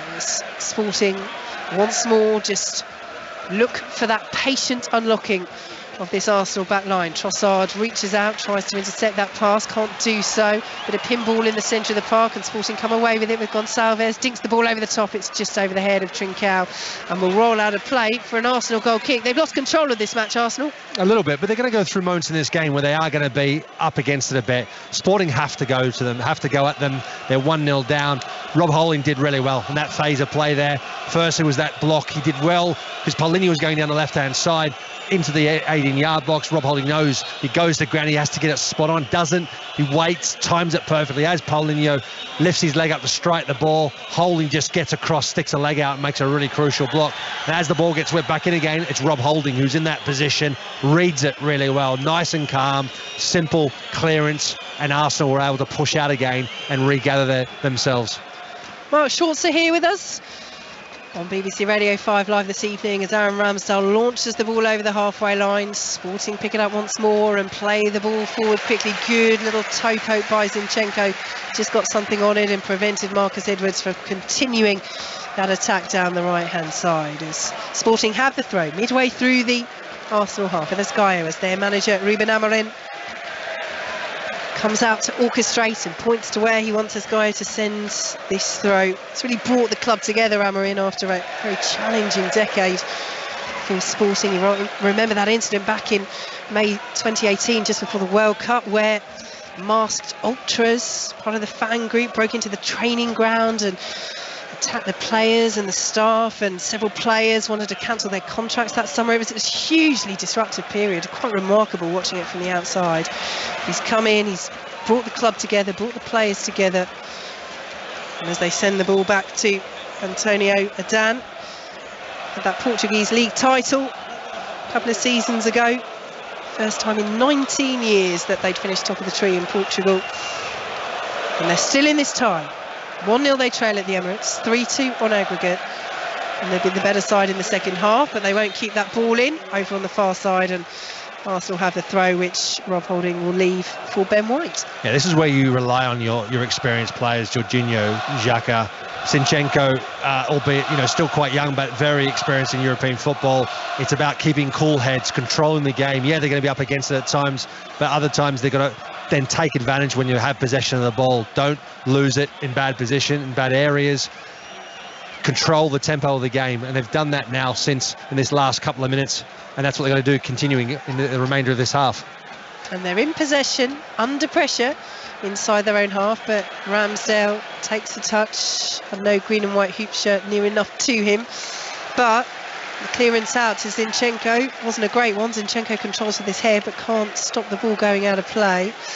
and it will be a throw to Sporting midway through the Arsenal half. And I think this is where the point you made, Rob, is pertinent, because of those 2 enforced substitutions in the first half. Yes, they made a change at half time, but they do only have one more change in this match, and it's one of these where Sporting, because they're enjoying the better of the half, if he hadn't had to make those 2 changes, this is exactly where, as a manager, you might just want to put somebody else on just to break up the play, just to change things a little bit, but he has to think very, very carefully now about whether he uses it and when he uses it, as Sporting come down the left-hand side. Here's Gonçalves, central position, interchanges passes with Trincao and gets it back. Gonçalves tried the little flick on the edge of the area. Arsenal get the interception. Trossard under real pressure from Ugarte, goes down, and the referee's happy with that. Arsenal want a free kick, they're not getting it. Good interception by Reece Nelson, nice little layoff by Trossard, back to Nelson. Trossard has it once more, plays it through the legs of the referee, straight to a Sporting player in Paulinho. I tell you what, Sporting in possession just inside their own half. I'm not sure Arteta's going to be too happy with the positioning of the referee at times. I mean, there's a couple of times, particularly the free kick they played to the edge of the D,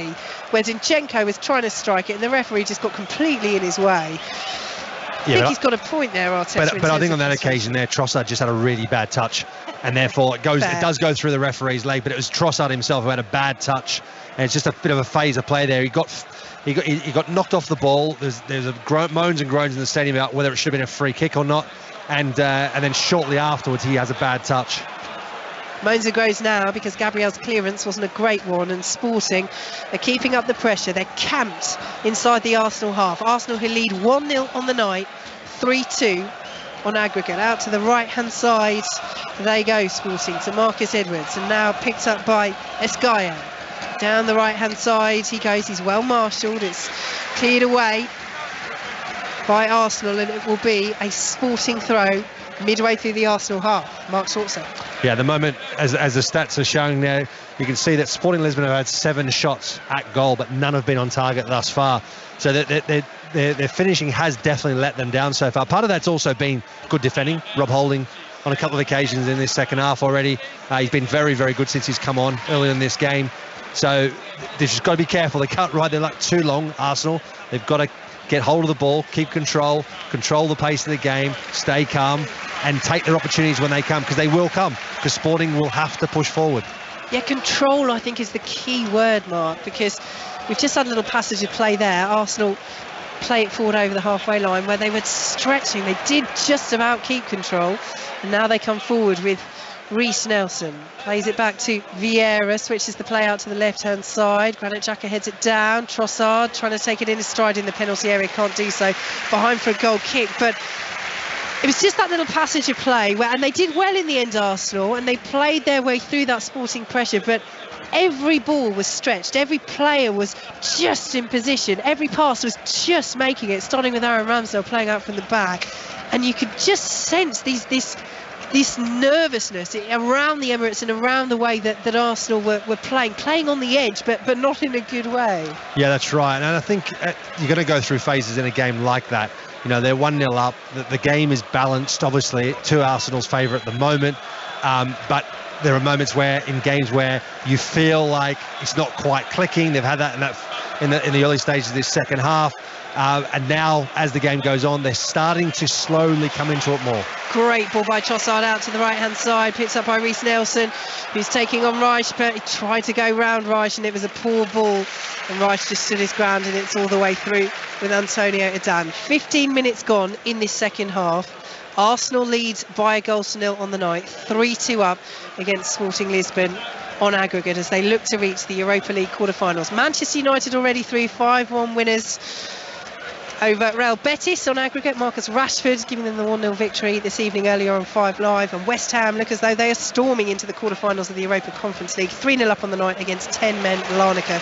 5-0 they lead on aggregate. The draws for those competitions as Sporting go for goal from distance. Oh, it's brilliant! What an unbelievable finish that is! and Sporting Lisbon are level. It's their top scorer, Pedro Gonçalves. He saw Aaron Ramsdale off his line and he's chipped him from the best part of 35 yards. It's a stunner. It's brilliant improvisation.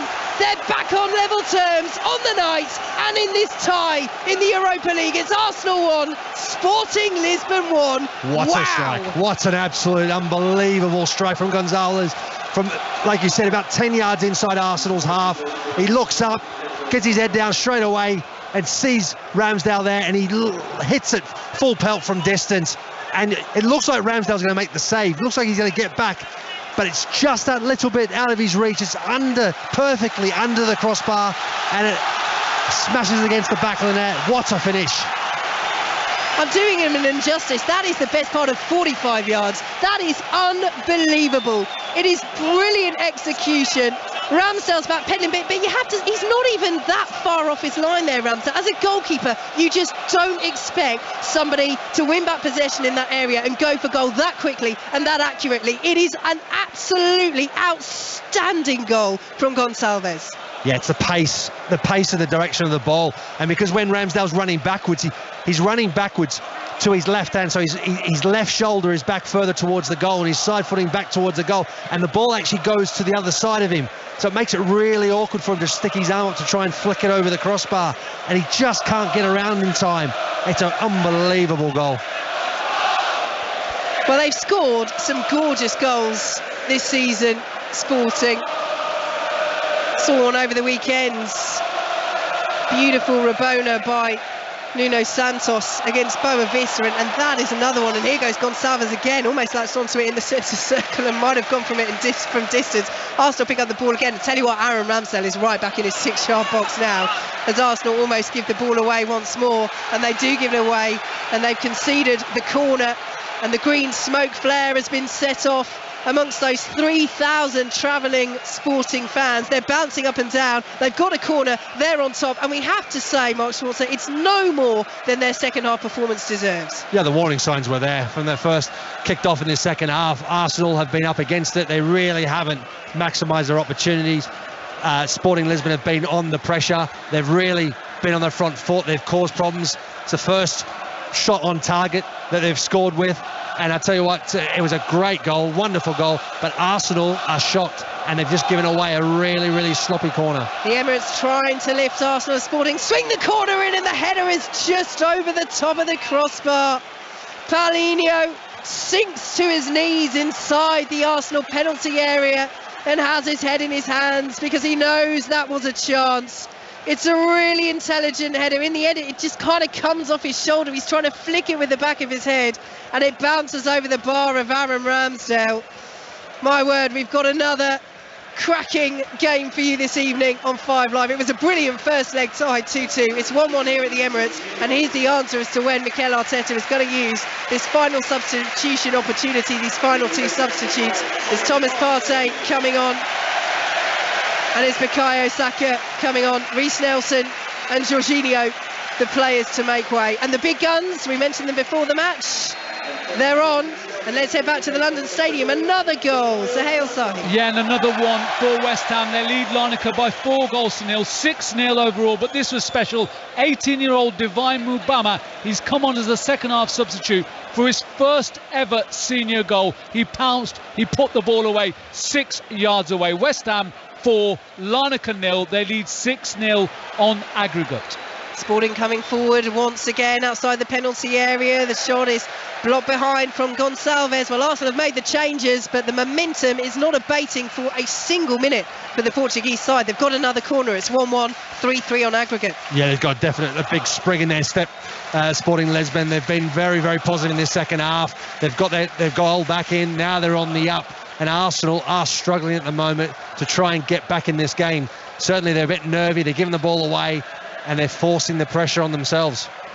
So corner to Sporting on the far side in front of their fans as the corner comes in. It's cleared away, back-heeled away by Martinelli on the slide just outside his own 6-yard box as the green smoke from that flare drifts across the stadium here at the Emirates. 1-1.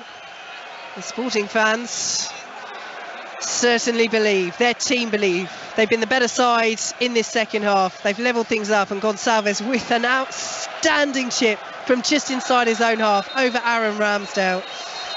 He's preparing to take this corner, but our referee, Antonio Mateo Lahoz, has spotted something in the penalty area. He's calling Martinelli over to him to have words. Castleford leads by 12 points to 8 in the Super League. Commentary's over on 5 Sports Extra. The Sporting swing the corner in. It's cleared away by Granit Xhaka. Comes out to the edge of the penalty area. Sent back in by Sporting. Holding jumps. Doesn't quite get enough contact on the header. So clears over his shoulder. It's a high looping ball controlled by Diomande. And he'll send it back just inside the Sporting half to Ugarte, who goes all the way back to Antonio Adan. So Saka is on. Partey is on. Trossard is on. Where do we go from here? Midway through the second half, 3-3 on aggregate, 1-1 on the night between Arsenal and Sporting Lisbon, as Sporting Lisbon bring the ball forward. Here is Paulinho, interception by Partey, and Rob Holding then will send it all the way back to Aaron Ramsdale. I'll tell you what, he fizzed that back. Ramsdale had to scramble inside his penalty area. Good clearance though, over halfway, so just jumps, wins the header ahead of Saka. And Sporting play the ball forward, but won't be latched onto by Marcus Edwards, and it's all the way back with Aaron Ramsdale. Mark Schwarzer. Yeah, what they'll need is they'll need Thomas Partey, they'll need Saka to hit the ground running, really try and get into this game and make a difference, because at the moment Arsenal are second best to most things that are happening on this pitch in this second half.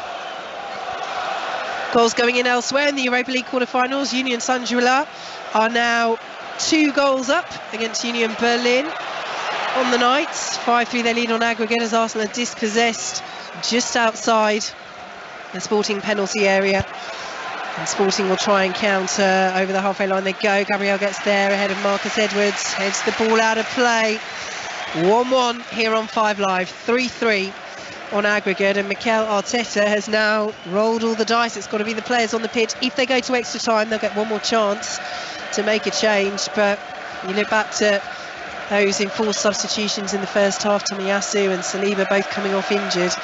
And that's the thing as well, I mean, we've got almost a quarter of the match still to play, and should another player go down, well, he's been forced into using all the substitutions that he's able to in normal time. Yeah, that's the risk he's taken, isn't it? I mean, he's made the decision with 20 minutes or so to go in the game, that he's going to make those substitutions, or a little bit more than 20 minutes, and he's going to have to hopefully have a little bit of luck that there are no more injuries between now and the end of the game. For Arsenal, they've been unfortunate tonight with those setbacks. However, now the players are on their 1-1 games. The scores are equal, and they've got a chance now. They've got to get it back into this game. They're at home. They've got to take advantage of that home ground support and try and find a way past this Sporting team. Ball forward from Zinchenko. Trossard plays it out to this left-hand side, and Granit Xhaka, and now Zinchenko once more on the halfway line, as Trossard making the move ahead of him, and Zinchenko does find him. This is better from Arsenal. Nice neat passes, good challenge by St Juste, who limps away from that for Sporting, as Trincao can't keep hold of it on the halfway line, and Martinelli plays it forward. Xhaka on the stretch though, can't control, but Sporting have given it away, and here is Martinelli, decides to go it alone down the left hand side. He's pursued by Esgaio.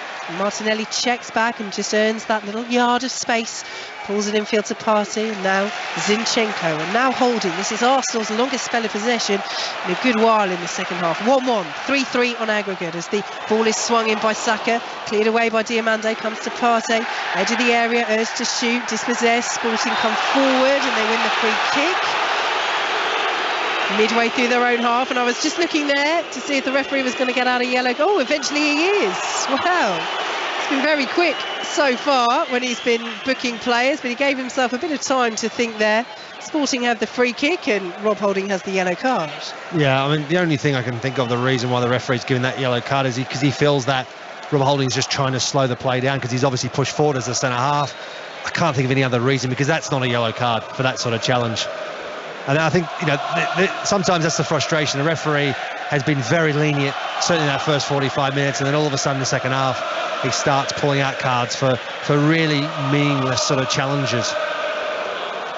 Sporting Lisbon in possession, 1-1, 3-3 on aggregate. Excellent take by Esgaio, cutting in field from the right-hand side, and they're in through the middle. Marcus Edwards, brilliant save by Ramsdale. Another big chance for Edwards in this match, and again Arsenal's defence come up trumps.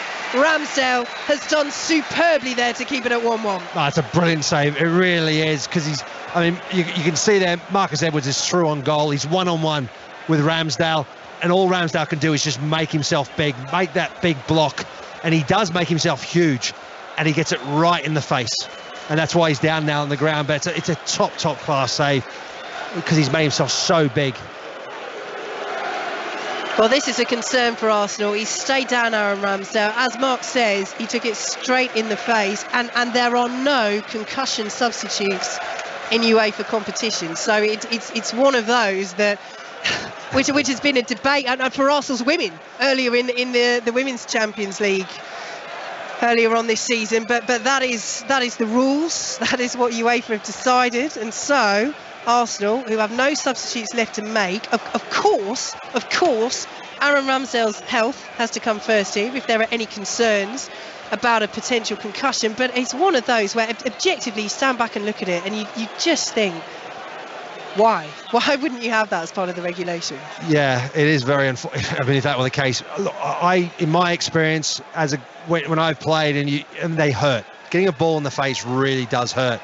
I've never felt that I've been concussed. I've never felt that it's that bad that I'd have to go off from a ball being smashed in my face. So hopefully he's fine. Hopefully it's just a precautionary. Hopefully he's just slowed play down because obviously they're up against it. Sporting's had that big chance and they want to slow it down a little bit. So I mean, he's up now on he's sitting upwards. I think he'll be fine. Look, us goalkeepers are pretty strong, mate. Pretty tough.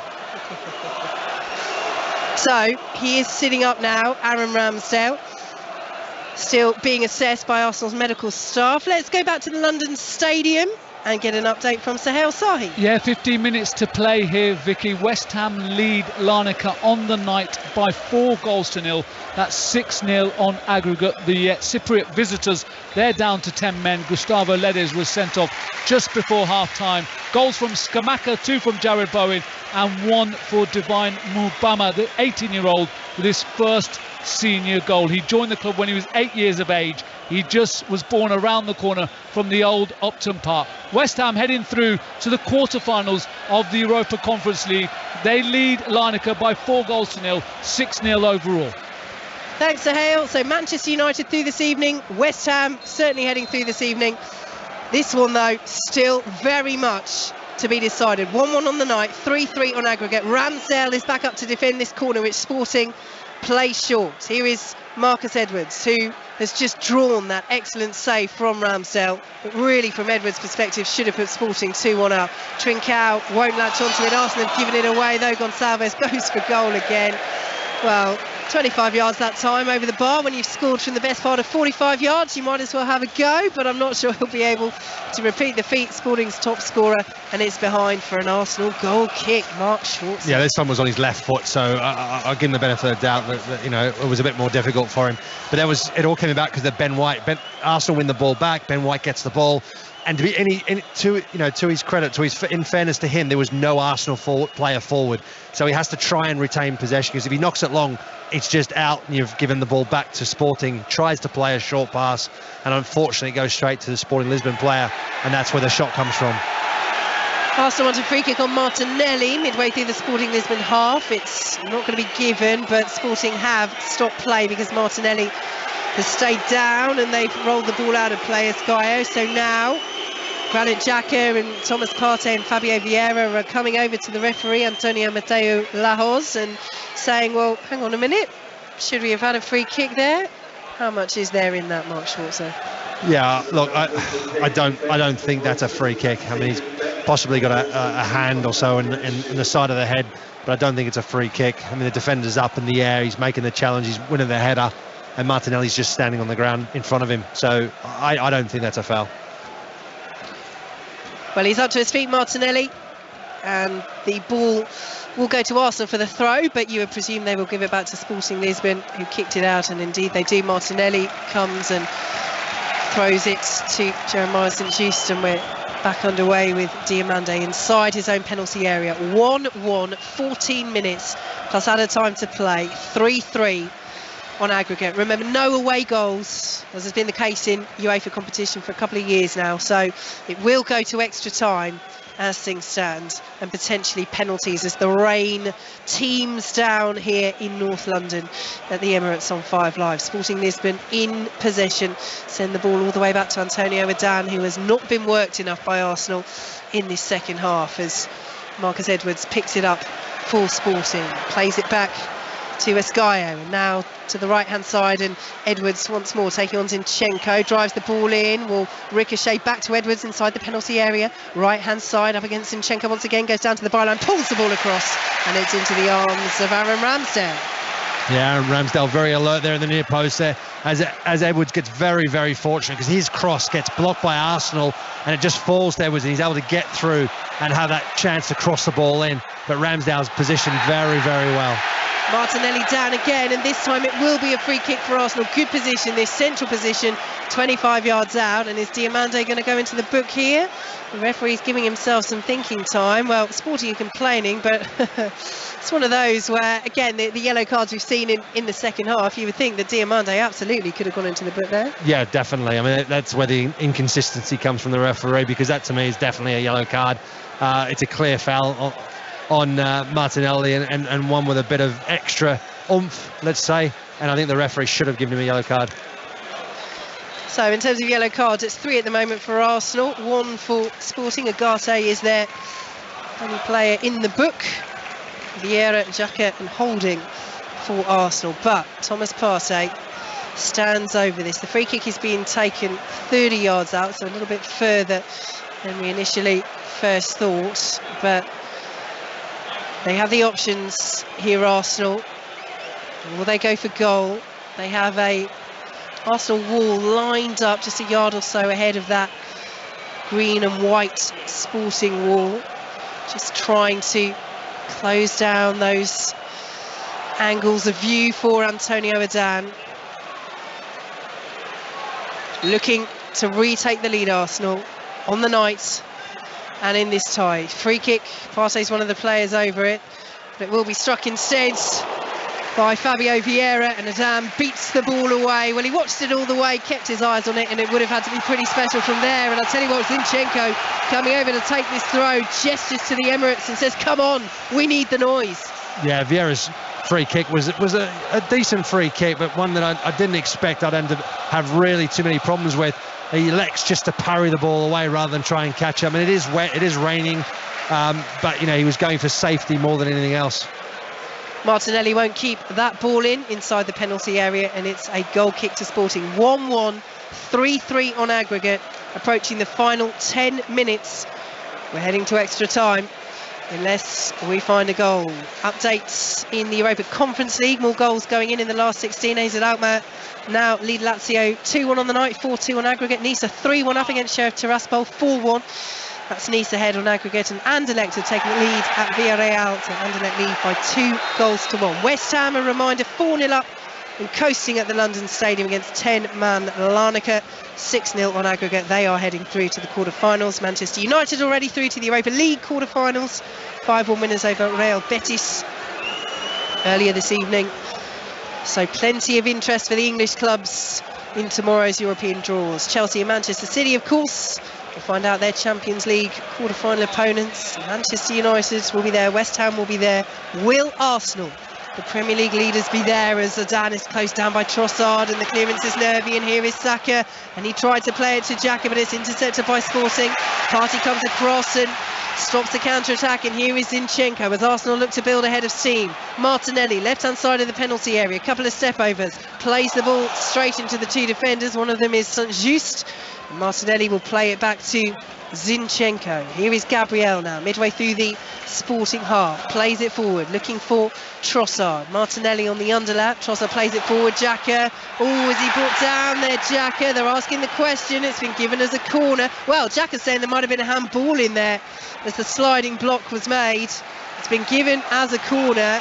Well, seeing the replay, think that's the right decision. Yeah, it is the right decision. There's no challenge on Granit Xhaka. There's no penalty to be discussed there, and there's no way in the world there's a handball there either. So the referee again got the one right. Yep, tidied up very nicely. And Arsenal with this corner looking to reclaim their advantage on the night in the tie here on 5 Live. Trossard it is who stands over it. The red shirts on the move in the penalty area. It's a high looping corner. It's to the back post, and it was a decent opportunity for Granit Xhaka. Gabriel was up there as well, but neither of them can really get the purchase on the header, and it's behind for a Sporting goal kick. Yeah, I don't think Granit Xhaka is expecting to get a head on that ball. Gabriel's in front of him. He jumps up just in front of him, just misses the ball, and Granit Xhaka just looks like he's just trying to stand in a line. He's not trying to head the ball towards goal. And as we can see here in the stadium, it's 2 waterfalls that are appealing in the Emirates. There must be a design fault here.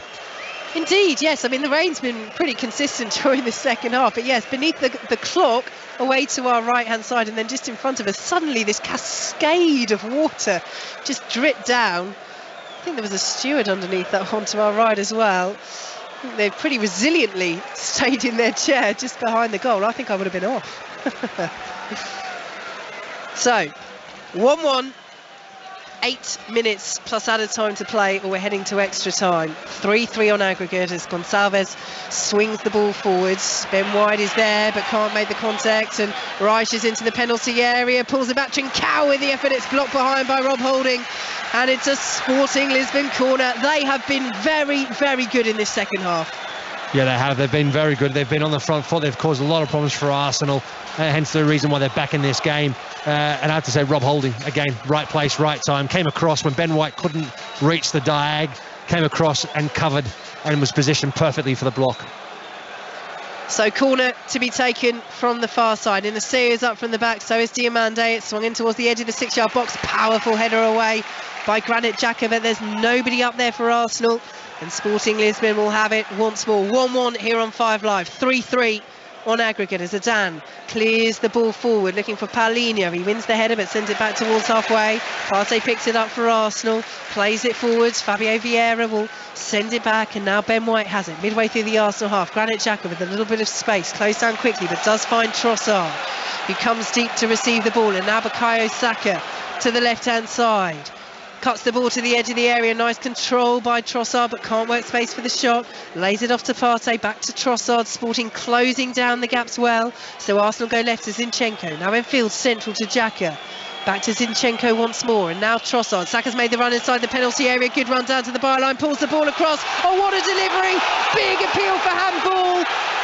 Offside flag's gone up. Martinelli's shot it was. Now he's going to the referee. Again, it's one of these where Arsenal have got a penalty appeal. The flag's gone up.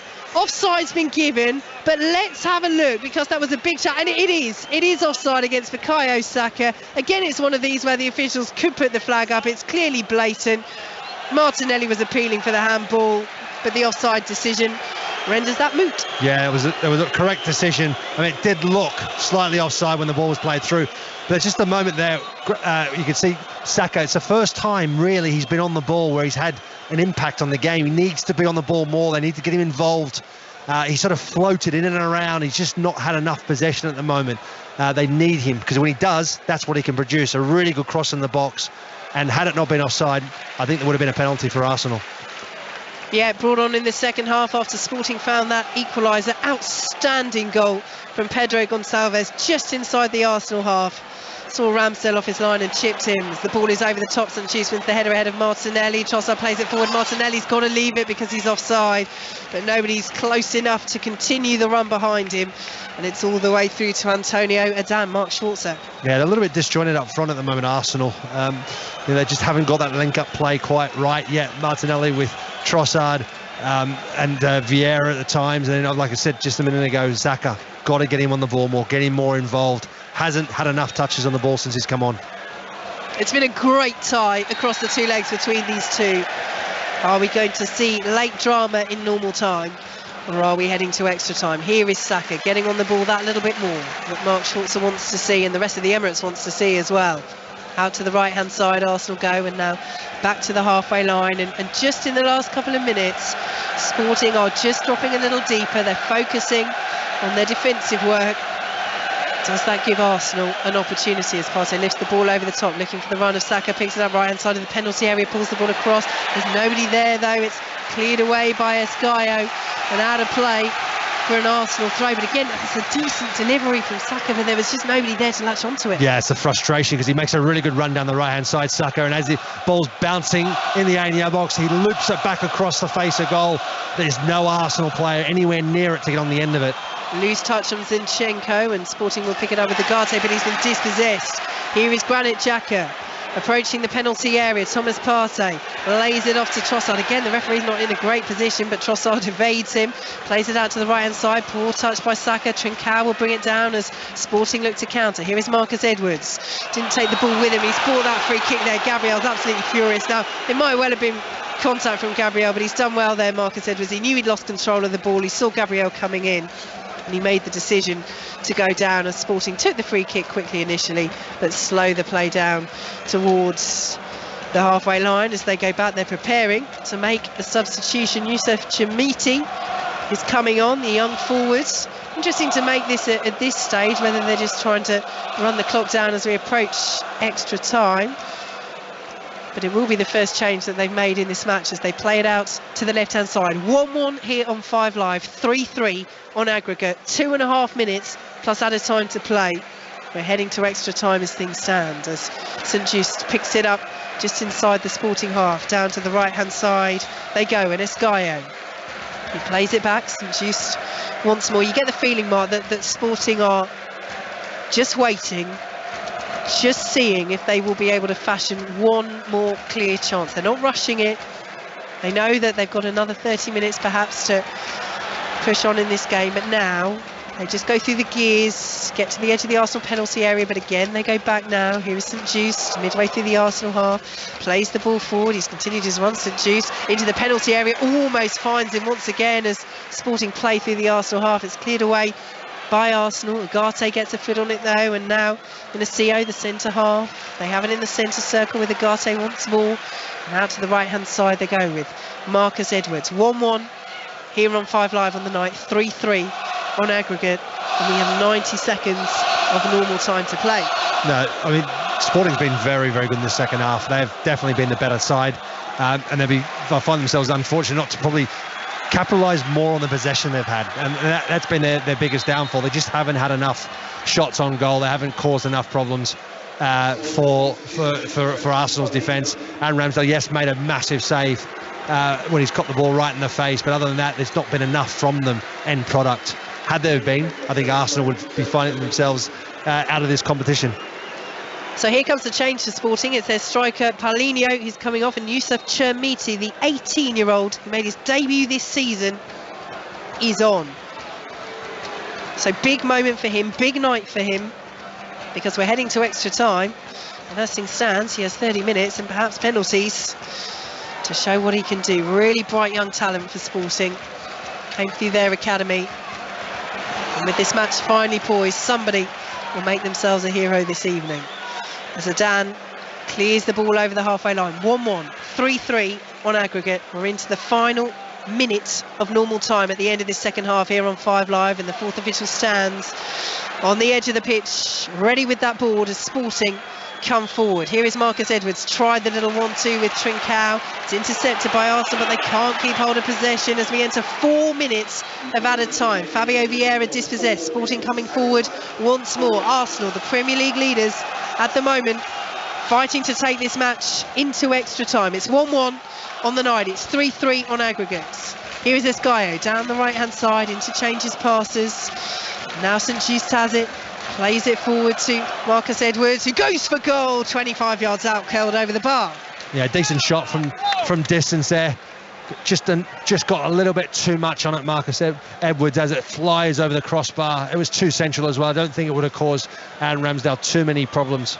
But again, it's about Sporting Lisbon being in possession, being controlled, being patient, and then trying to wait for an opportunity. That time, though, they just took it too soon, too early. Yeah, it's interesting, isn't it, as Ramsdale prepares to take this goal kick. It was the same as Gonçalves in a way that it just was taken unexpectedly, and it's the sort of thing that if it comes off, then again Ramsdale perhaps unsighted, unaware, They come forward once more with Chimiti through the middle, down the right-hand side they go now. Marcus Edwards goes down, he's glaring at the assistant. They wanted a free kick there, Sporting, but they don't get it. Poor ball by Xhaka.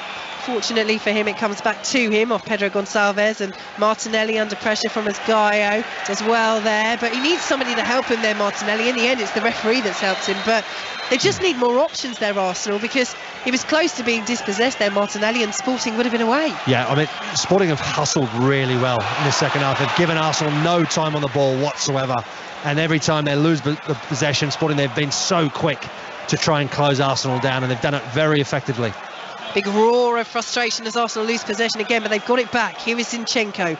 90 seconds of the 4 minimum added minutes have been played. 1-1 on the night, 3-3 on aggregate. Here is Trossard. Sliding challenge from Esgaio, and it is a corner. Corner to Arsenal, deep in added time. Yeah, these are the moments. Arsenal haven't played well this second half. However, they can still come away with this. They need to get the delivery right, get someone on the end of it, and they could turn this game on its head and really win this game very late on. They're all up from the back. Gabriel's up there as Trossard stands over this corner. They've been second best in the second half, Arsenal. Are they to find the decisive blow deep in added time? It's Trossard's delivery into a packed 6-yard box, headed away by Sporting, and the referee spotted a foul as well, and it will be a free kick to Sporting Lisbon inside their own penalty area, and we have 90 seconds of added time to play. Yeah, you can see Sporting lined up. They were doing zonal at every player. A whole line of players lined up against that 6-yard box. Arsenal tried to make runs into the area, the danger area, and there was just a block going on, and the referee deemed it to be a foul, but it was just a bit of a missed opportunity for Arsenal. Whip that ball in the dangerous area, get someone on the end of it. Mikel Arteta stands, hands in his pockets, on the edge of his technical area. Antonio Adan, the Sporting number 1, is taking his time over this. Clears up towards halfway. Header is won by Gabriel. Out of play for a Sporting throw. We've got 45 seconds of added time to play. I think we're heading to extra time, Mark Schwarzer. Well, it looks that way, but you still never know. Long throw taken by Sporting up towards Chimiti. He's touched by Granit Xhaka, but the challenge coming in from Ugarte just sends it out for an Arsenal throw, and Zinchenko will take Arsenal midway through their own half. Here is Xhaka, turns away. He was pulled back there by Marcus Edwards. It will be a free kick for Arsenal, third of the way inside their own half. 10 seconds left to play. No seconds left to play. The referee says that is that, and we are heading for extra time. 1-1 on the night, 3-3 on aggregate. It's been a brilliant time, Mark Schwarzer, but you have to say Sporting have been the better side in this second half, and deservedly we're going for the full extra half an hour. Yeah, they have been the better side by quite some margin, I have to say, and obviously they scored a wonderful goal, like a brilliant goal from just inside Arsenal's half, and caught Aaron Ramsdale out. They had another massive chance when Marcus Edwards was through one-on-one and forces Ramsdale into a brilliant save with his face. And there were other moments in the game where Sporting dominated possession. They hustled Arsenal really well. Arsenal struggled to get control of the game, trying to get out, and there just wasn't enough of an impact from players like Saka when he came on. And that's probably their biggest downfall at this moment in time, that the players that have come on haven't really influenced the game enough. Trossard, Saka, and they need to lift it for this extra time period. They need to try and dig deep, find something to try and win this game. Yeah, those two in particular have been quiet as Arsenal's players get into a huddle. Mikel Arteta's right in the middle of it. Passionate hand gestures. Needs to convey something, because Arsenal are up against it if they want to qualify for the quarterfinals of the Europa League. We're heading for extra time, 1-1 on the night, 3-3, Aaron, on aggregate. And we will be back with you for the remaining extra time at the Emirates. Arsenal with plenty to do. West Ham, however, are through. Job done for them in the Europa Conference League. Sal Sahi. Yeah, they beat Larnaca by 4-0 on the night. Aaron, 6-0 on aggregate. They're through to their 6th European quarter-final. Gianluca Scamacca sent them on the way with the opening goal after 20 minutes. and it was made a lot easier once the visitors went down to 10 men. Gustavo Ledes sent off for a late challenge, on Pablo Fornals just before half-time. Then after the restart, 2 Jared Bowen goals and a first of his career for Divine Mubama. He sent West Ham through. Full-time here, West Ham 4, AEK Larnaca 0, West Ham 6-0 on aggregate. Sahel, thank you so much. Let me take you through the rest of the round of 16 scores in the Europa League. Earlier it finished Fenerbahce 1, Sevilla 0. Sevilla took the tie 2-1 on aggregate. Feyenoord beat Shakhtar Donetsk 7-1, 8-2 on aggregate. As you heard earlier here on 5 Live with Ali Bruce Ball and Rob Green, Manchester United beat Real Betis 1-0 on the night, 5-1 on aggregate. Juventus, they beat Freiburg 3-0 on aggregate. As you know, we're heading back to the Emirates in a moment for Arsenal and Sporting Lisbon, currently locked at 3-1, 1-1 on the night. Elsewhere, Ferencváros were beaten 2-0 by Bayer Leverkusen on the night, 4-0 on aggregate.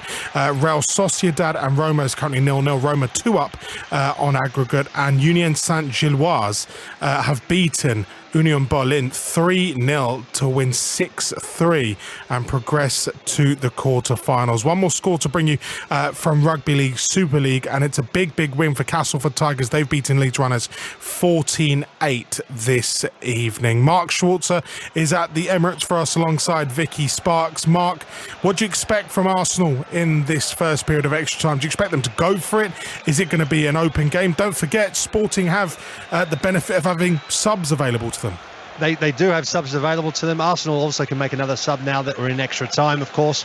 I would expect that Arsenal have to try and get a grip of the game, because the second half they very rarely had control of the game, and that's something that they need to try and do, to get players like Xhaka to get Trossard on the ball more often. They just weren't enough on the ball. They didn't have an influence in the game. There were a couple of moments when Xhaka was on the ball. He did almost create chances for Arsenal. They just need more of it in this first period of extra time.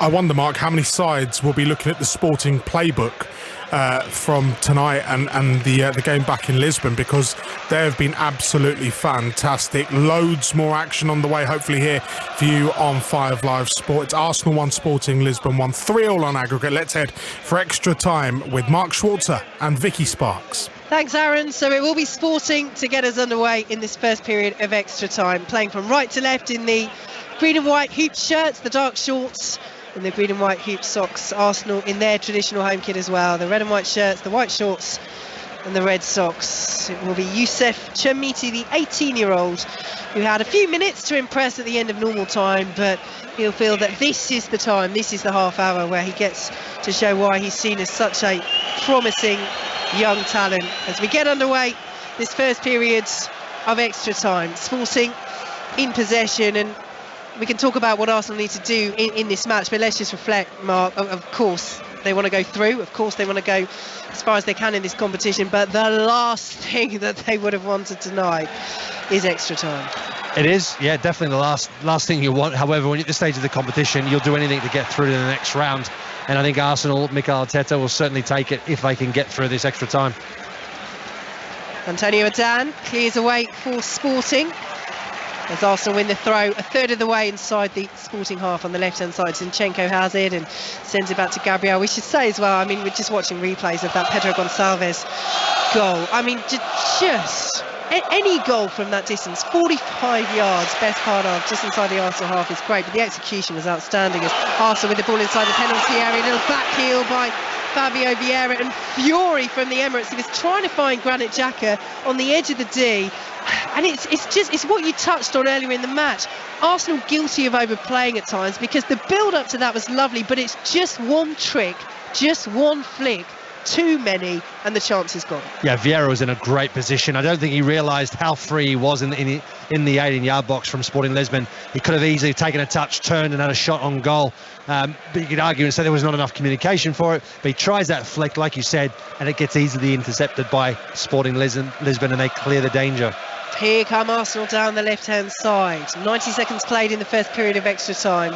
1-1 on the night, 3-3 on aggregate as Arsenal win the free kick. Chermiti committing the foul just inside the Sporting half. Now Gonçalves has gone down here. He's stretching out his left leg. He was receiving a little bit of extra treatment in the break between normal time and extra time, and this will be a concern for Nav. They're making the signal, the universal substitution signal. Both hands rotated, and he was clearly in some discomfort, wasn't he, at the end of normal time, and it looks as though he's tried to start extra time. He won't be able to. He scored a magical goal that's got Sporting level in this tie. But his night is done, and that's a blow for them, because it's not just the goal he scored, is it, Mark? It's his overall play has been outstanding. Yeah, his work rate's been exceptional in that midfield for Sporting. He's been a real workhorse, and he's got obviously that quality. That finish was sublime. So he will be missed. However, you can see it's clearly cramp. He's struggled with the intensity of the game, and they're going to bring some fresh legs on. Yes, another 18-year-old, Dario Asugo, who turned 18 only on Tuesday. He holds the record as Sporting's youngest debutant. Made his debut a few days after he turned 16, and now, a few days after his 18th birthday, he comes on to try and get the better of Arsenal in this Europa League last 16 tie. And they have also brought on Nuno Santos, who we mentioned earlier scored that exquisite Rabona against Boa Vista at the weekend. So another that certainly has a bit of class in front of goal, as Thomas Partey picks it up for Arsenal. Out to the left-hand side they go, but Granit Xhaka is dispossessed by Asugo, and Sporting have it just outside their own penalty area. Here is Diomande under a little bit of pressure, sends it back to Sporting's goalkeeper Adan, and they clear up towards halfway. Here's Trincao, easily dispossessed by Ben White, feeds it forward, just too much on it for Fabio Vieira, and you hear the howl of frustration again around the Emirates, but that was unfortunate for White. Yeah, it's just fine margins, isn't it? I mean, Ben White does really well, reads the play well, dispossesses the Sporting play, wins the ball in a really good position, looks to play a simple straight ball to Vieira and just overhits it. So Sporting coming down that right-hand side. Arsenal win possession, but they've given the ball away, and here is Chimiti, nicely worked down the right-hand side as Sporting play it in and win the corner off Zinchenko. Well, he's wanting the offside there, Zinchenko. We're appealing for the goal kick. Either way, the decision goes the way of the Arsenal player, and it's Sporting's turn to be annoyed with the officials. Ricardo Escaigo waving his hands around. Yeah, but it's been a positive start to this first half of extra time from Arsenal. They've had a bit more possession. They've been in the Sporting Lisbon's half. They put a bit more pressure on. It's just again that final pass, that last pass, that straightforward one. It was a simple pass from Ben White. Fabio Vieira was in a really good position just inside the 8-yard box. Could have easily have turned, run onto it, and had a shot on goal. It's just those little final details that are missing at the moment. So long clearance from Aaron Ramsdale, headed away at the back by Inaceo for Sporting, and intercepted by Asugo, but will be connected by Rob Holding, and Arsenal have it midway inside their own half. 1-1 on the night, 3-3 on aggregate, 5 minutes gone in this first period of extra time here on 5 Live. Quarter-final draw is tomorrow. Manchester United will be in it for the Europa League, Champions League. Interest, of course, for Chelsea and Manchester City. West Ham through to the Europa Conference League quarter-finals. Will Arsenal be joining that quartet? Here is Rob Holding just outside the Arsenal penalty area, sends it back to Aaron Ramsdale, plays it out to Partey. Again, the nerves around the Emirates as Sporting really pile on the pressure, but they've dealt with it well, Arsenal. Send it out to the left-hand side, and here is Gabriel, urged to play the ball forward quickly, squares it instead to Partey. Now Zinchenko, who's come into a central position, plays the ball over the top, looking for the runner, Bukayo Saka, and Saka will chase, and Saka won't get there. It's cleared out of play, but he can't prevent the ball going out for the Sporting goal kick either. I think Thomas Partey was probably the coolest man in the stadium at that moment in time when Arsenal were playing out at the back. There was a couple of passes that were really whipped in with pace, just dealt with it very, very coolly and very calmly. Great touch, layoffs, and Arsenal played their way out of danger very, very comfortably. So goal kick for Sporting. And Adan is taking his time over it. Diomande will clear the ball long over halfway up towards Chamiti. He's tussling with Rob Holding. Beautiful control by the 18-year-old. He's forced back into his own half, and that's a terrible ball, and it could be a goal for Arsenal. Trossard into the area, damn brilliant save, hits the post on the deflection and cleared away by Diomande. What an opportunity for Leandro Trossard. What a save by Adan. Yeah, it's a really big opportunity for Arsenal. Trossard is through on goal. He's got the goalkeeper to beat. He looks to go to the goalkeeper's right-hand side. As he tries to play it across, the keeper just gets enough on the ball as it ricochets off the post, back out, and Sporting clear the danger. What a chance for Trossard. Well, it's the ball from the 18-year-old Dario Asugo, straight to Trossard. Huge opportunity for Arsenal. Huge save by Adan, and you have to credit the Sporting players as well for getting back and just sliding in to try and put Trossard off as he took the shot. But it's one of those, the save can go anywhere. It bounces off the woodwork for Arsenal. What an opportunity. And we've seen two big one-on-ones, haven't we? One, well, they're both at the same end because Sporting were attacking that end in the second half of normal time, but one for Marcus Edwards, one for Leandro Trossard. And both times, Mark Schwarzer, the goalkeepers, have come out on top. Yeah, that's a massive save from Antonio Adan.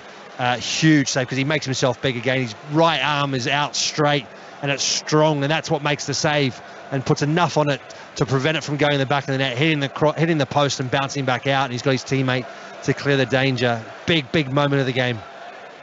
8.5 minutes gone in this first period of extra time. It's still 1-1 as Thomas Partey is dispossessed by Ugarte and played back by Nuno Santos.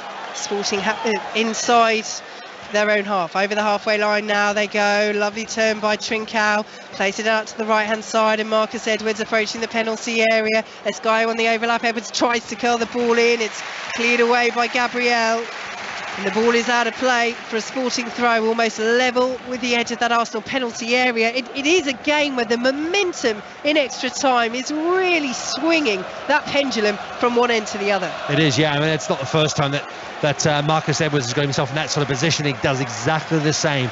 He goes one way on the edge of the box, turns back inside on his left-hand side, on his left foot, and looks to try and curl into that far post. And this time Gabriel, the stock standard save we see these days, or the block we see, hands behind the back, legs spread out, makes a big block. Well, collision here, and I think collision is perhaps the right word, between Thomas Partey and Gonzalo Inacio. And the free kick has gone the way of Sporting Lisbon, 30 yards out, central position. I mean, Partey does block him off there. So it is a correct decision. And Arsenal are going to make this final change. And it's the captain, Martin Odegaard, will replace Fabio Vieira. And I think that will be a welcome substitution because Vieira, as the game's gone on, his control of the ball in possession has just got sloppier. It's not been his best night. And this man, Martin Odegaard, so popular at the Emirates, and all the big guns are on now. They are, and Odegaard, obviously huge expectation now coming on the pitch to try and grab hold of the game, get Arsenal back in this game and making sure that they could go on and win it. He's got big responsibilities, he's got big shoulders, and he's done it in the past, and I hope he'll do it tonight as well. Free kick for Sporting, lifted in by Nuno Santos, headed away by Granit Xhaka, and no mistake whatsoever with Zinchenko up to halfway with the clearance. Ugarte heads it forward once more. Xhaka gets his head on it, and it's picked up by Thomas Partey as Arsenal come forward over the halfway line. Forward to Odegaard, immediately into the action, feeds Saka up against Nuno Santos, goes down. Flag has gone up. It's another offside. It's another offside. I mean, that wasn't really a penalty appeal for Arsenal in truth, but the number of times that's happened. Yeah, no, he's just straight offside. He's made the run originally, then he tries to slow himself down because the ball wasn't passed to him. Then when it finally was, he was just that little bit still in an offside position. But he didn't win the race to the ball anyway. And he actually, I think, with anything, Xhaka probably committed the foul in the box.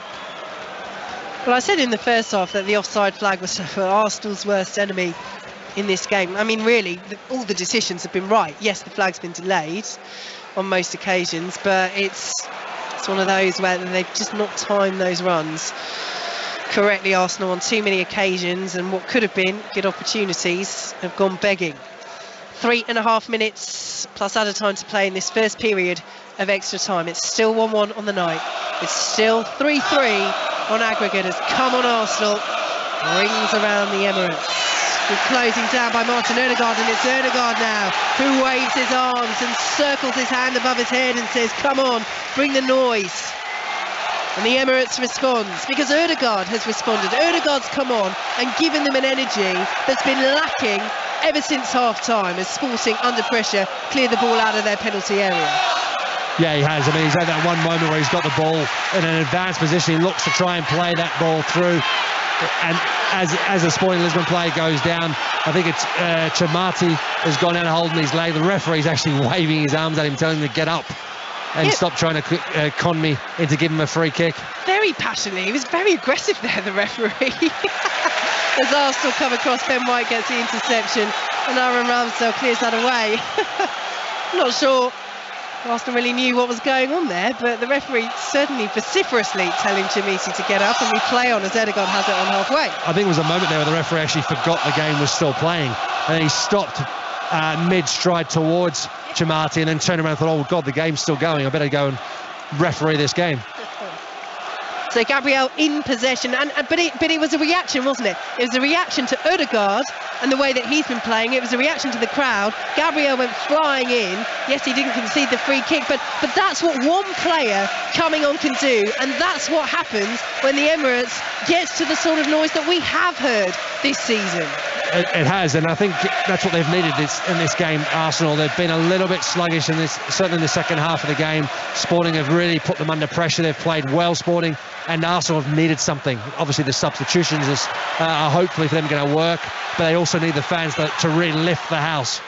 Here they come with Trossard. Granit Xhaka plays it forward. Martinelli scoops it out to the left-hand side. Zinchenko's ball in. Saka's in there. Cleared away by Sporting. Partey wins the header 25 yards out. Here is Ødegaard, who has made such a difference since coming on. The Arsenal captain. Scooped forward by Ben White. Saka keeps it in on the right-hand side. Gets a deflection. Arsenal throw deep in Sporting territory. 1-1, 3-3 on aggregate. Well, Sporting have the luxury of being able to really use these substitution opportunities in extra time, and they're making another change here. Arthur Gomez is coming on. Trincao, the former Wolves man, is coming off, and it just takes a little bit of the momentum out of what Arsenal have been building here as they look to see this out now. Sporting to half-time. Arsenal have won the corner. Ødegaard taps Ben White on the head. This is the impact that Arteta would have wanted to see from Saka, from Trossard. Ødegaard's done it in one. Yeah, he has done it really well. I mean, you can see Granit Xhaka is having a bit of an altercation with some of the Sporting players in the box there. I think it's actually with the goalkeeper, Adan. And there's a bit of verbal going on, players in between. The referees there calling Granit Xhaka over. I'm not sure. I mean, Granit Xhaka, I think, has been booked, so he has to be careful. Yeah. So we're into 1 minute of added time. Arsenal have the corner. 1-1 on the night, 3-3 on aggregate. And Granit Xhaka in lengthy conversations with referee Antonio Mateo Lahoz.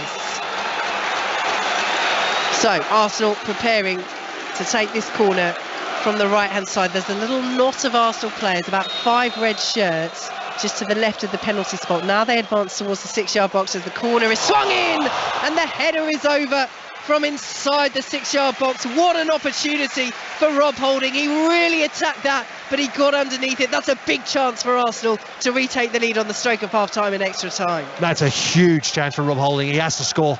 He's what, 4 yards out, 5 yards out, ball whipped into that near post. Saka hits a really good cross into it from the corner flag, whips it in the near post there. Rob Holding times it to perfection, just cannot control the direction of the header. Should be in the back of the net, but it's not, and we're still level in the Europa League last 16 as Ben White clears the ball away, and there is the whistle for half-time in extra time. 15 minutes to play, or we're heading to penalties. Mark Schwarzer, which way is it going? too hard to call at this stage, but obviously Arsenal definitely a better performance in this first half of extra time. Sporting obviously finished the game far stronger. They look the side that might go into the extra time with the momentum, but they haven't quite been at it as they have been in that second half of normal time. Arsenal, I think the substitutions, certainly Odegaard coming on in extra time, has made a big difference. He's just always available. He wants the ball. He's happy, just that one touch, two touch ball. He's also happy to take the ball and make something happen, and I think Arsenal have missed that in this game. What twists, what turns will we see in this final 15 minutes, or will it be the drama of a penalty shootout? Half-time and extra time, Aaron. It's still 1-1 on the night, 3-3 on aggregate. Vicky, Mark, take a moment, because I reckon we're going to have a frantic last 15 minutes in this Europa League tie. Let me give you the other headlines from this evening's football. Manchester United are through to the quarter-finals of the Europa League. It was a 5-1 aggregate win over Real Betis, a 1-0 victory in the second leg. That saw Erik ten Hag's side through. West Ham are also through to the Europa Conference League quarter-finals. They beat Cypriot side AEK Larnaca 6-0 on aggregate, 4-0 on the night. The draws for the Champions League, Europa League and Europa Conference League all take place tomorrow from 11 o'clock in the morning. All the reaction to tonight's games will be available on the Football Daily on BBC Sounds later tonight. We also have a new episode of Euro Leagues out on the Football Daily feed. Gigi Salmon is joined by Julien Laurent, Mina Rizuki and Christophe Terreur. They discuss the success of Italian teams in the Champions League. Here we go then. Let's have another 15 minutes of nail-biting commentary for you Arsenal fans. I'll hand you back to Mark Schwarzer and Vicky Sparks. Thanks, Aaron. Underway then in this second period of extra time. Arsenal in possession and immediately attacking down the right-hand side. Here goes Bukayo Saka. Tried to pull the ball into the area. Partey's effort flashes across the face of goal. Hit it from the edge of the penalty area. Yeah, it's a tough one for Partey, because he wants to get on his right foot, and then doing so he has to try and get his body around the ball as the ball comes from the right-hand side, and he can't get around it enough, and he just puts it quite comfortably wide of the goal. Real no pressure on the Lisbon goal. So Sporting play out from the back, immediate pressure from Martin Odegaard. What an impact he's had. It's impossible to overstate how much he's changed the energy on the pitch for Arsenal, and I'm sure that's something that Mikel Arteta will be asked about regardless of which way this match goes. 1-1 on the night, 3-3 on aggregate as Sporting play the ball out to Esgaio on the right hand side. Good header won by Gabriel on the halfway line, spins out of play for a Sporting throw.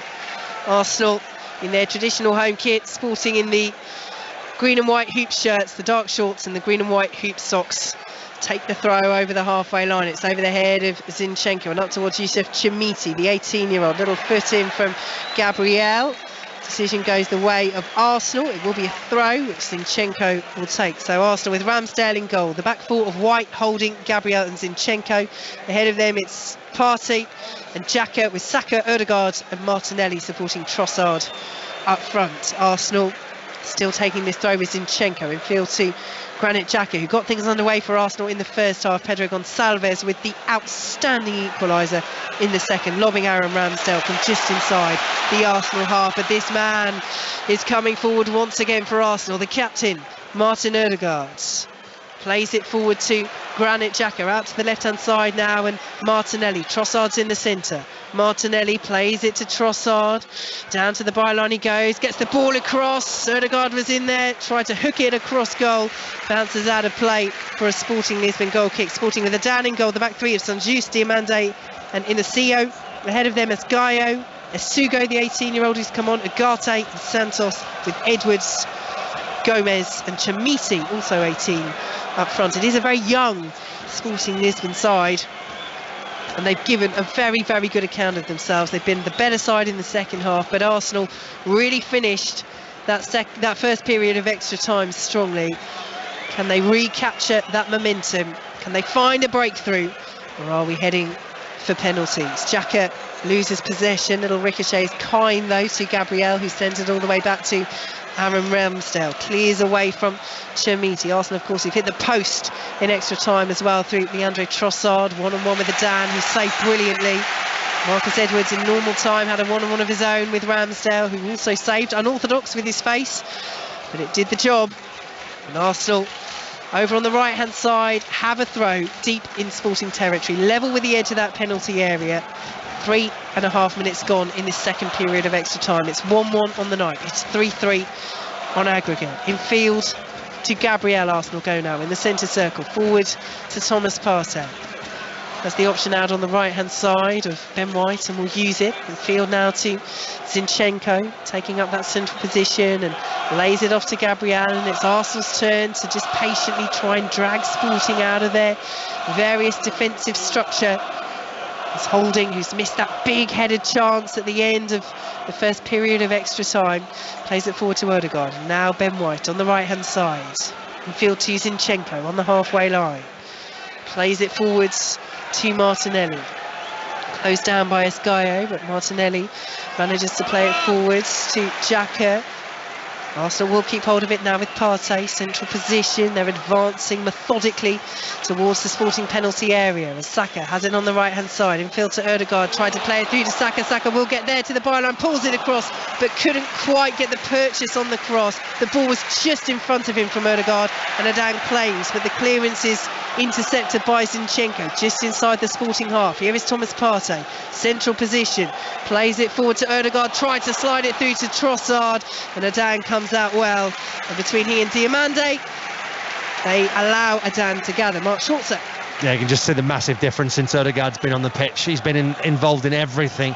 Both those plays there, Odegaard was very much in the thick of things. He makes Arsenal tick. He's the creative spark that they've missed in this game, and they're going to hope that he can continue to do this in this last sort of remaining sort of 10 minutes of this extra time. Still level in this Europa League last 16 tie. Forward it goes to Odegaard, who under pressure from Ugarte does well. Sends it out to the right hand side. Saka is down. Saka wins the free kick.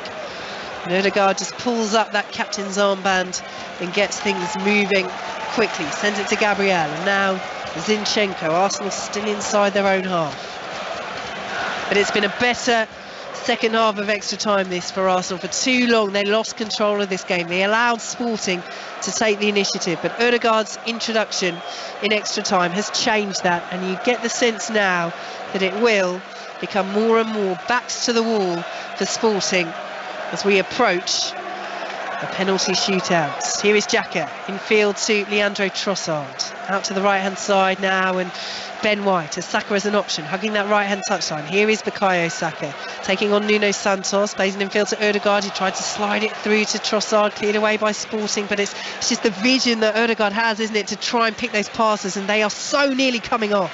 Yeah, it's just the give and go. His positional play, always in those pockets, finding that space, and always loves to just always making himself available for that next pass.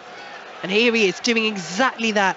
Receives the ball from Bukayo Saka, and Odegaard with a little drag back on him there.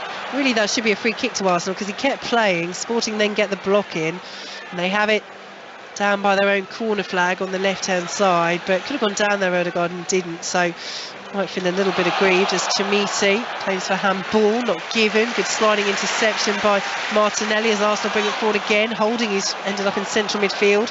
Loses out though to the young 18-year-old Dario Asugo, who almost was Sporting's downfall, playing the ball straight to Trossard in extra time. Trossard drawing the save from Adan, the ricochet taking it onto the post as Gabriel is penalised for a foul on Marcus Edwards, and it will be a free kick to Sporting just inside their own half. Mark Schulze. Yeah, you can see Gabriel as he commits a foul on Marcus Edwards. He's on the ground. He actually just taps the ball into Marcus Edwards' side, and the referee actually laughs.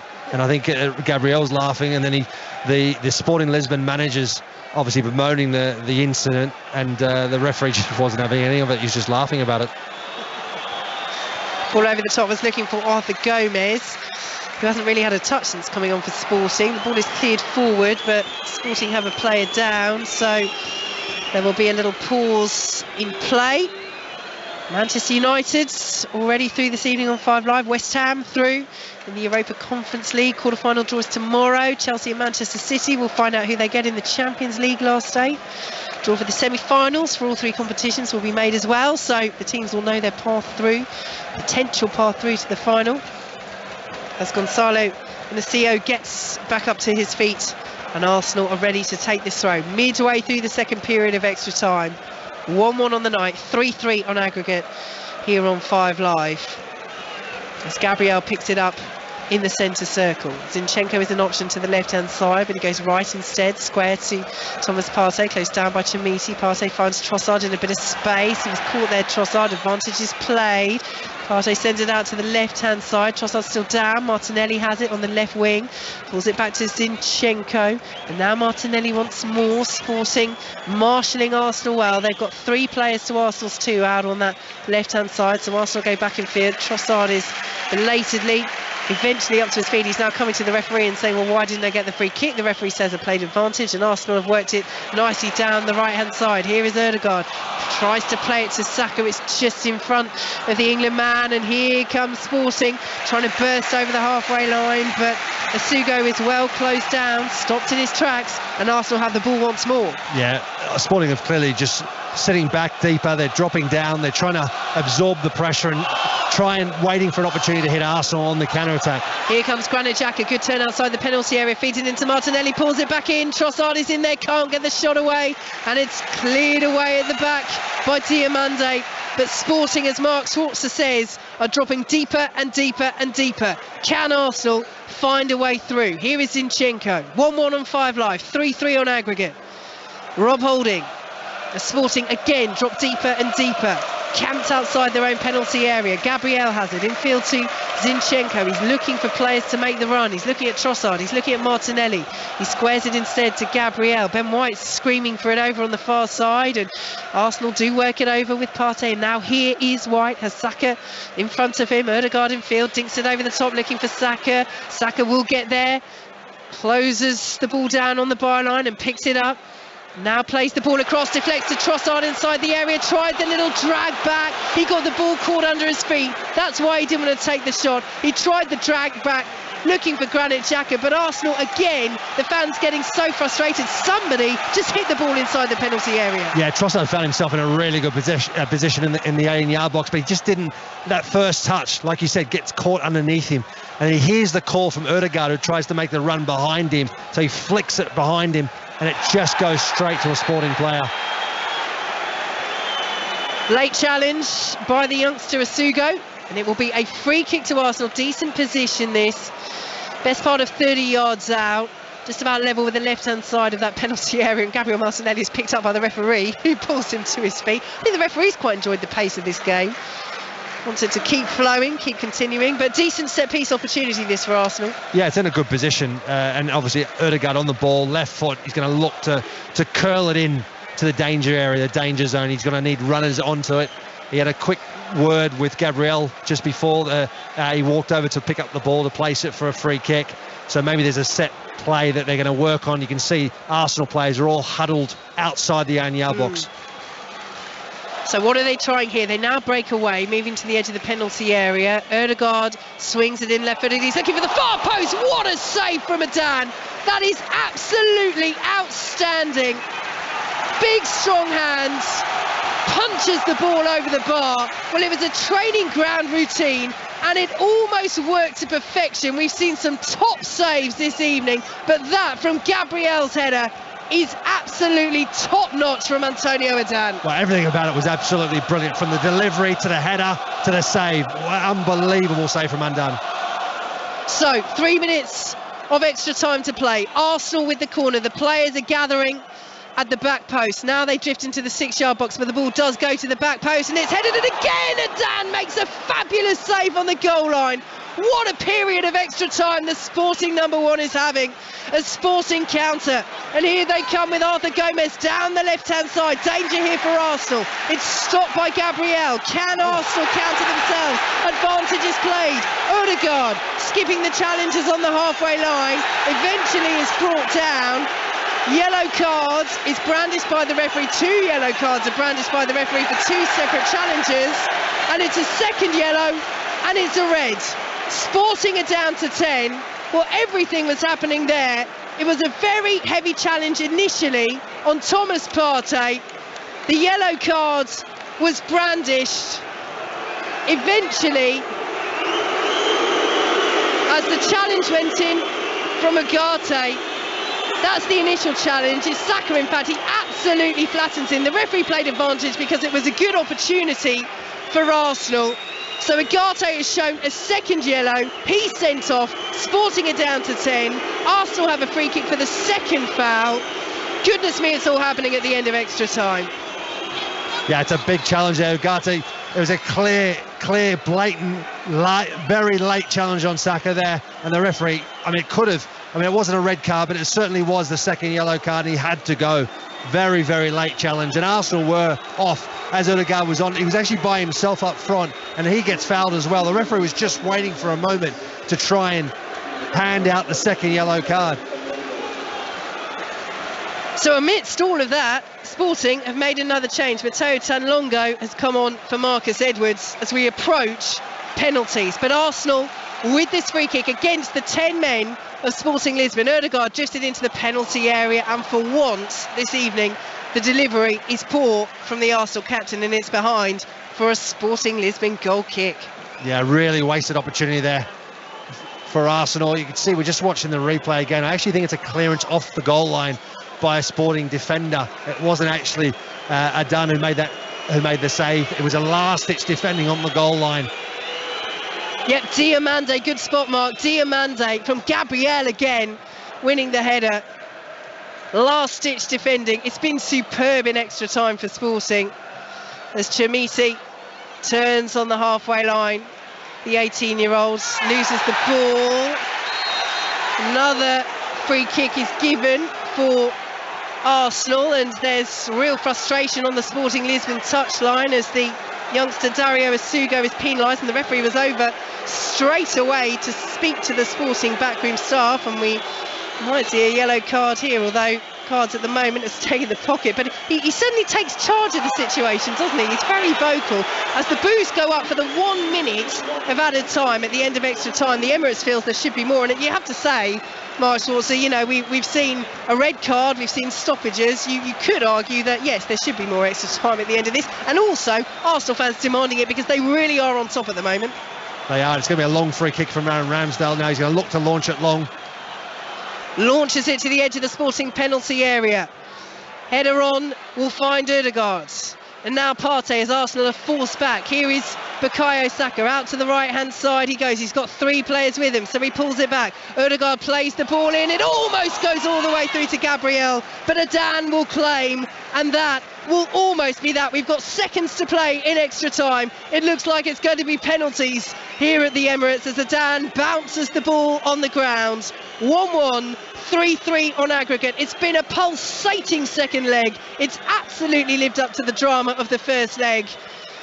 And it looks as though we are to have more drama as Zidane clears the ball straight out of play. Referee looks at his watch, and there is the full time whistle. It is penalties. It will be the first penalty shootout at the Emirates since Arsenal moved here 17 years ago. Which way is it going to go? Will it be Arsenal? Will it be Sporting Lisbon? It's been a cracking time. Mark Schwarzer. Oh, it's been absolutely brilliant to watch and to commentate on. I tell you what, it's been a real mixture of both sides having their real go at it and trying to win this game. Sporting Lisbon, obviously, in the second half were far better. We're on top.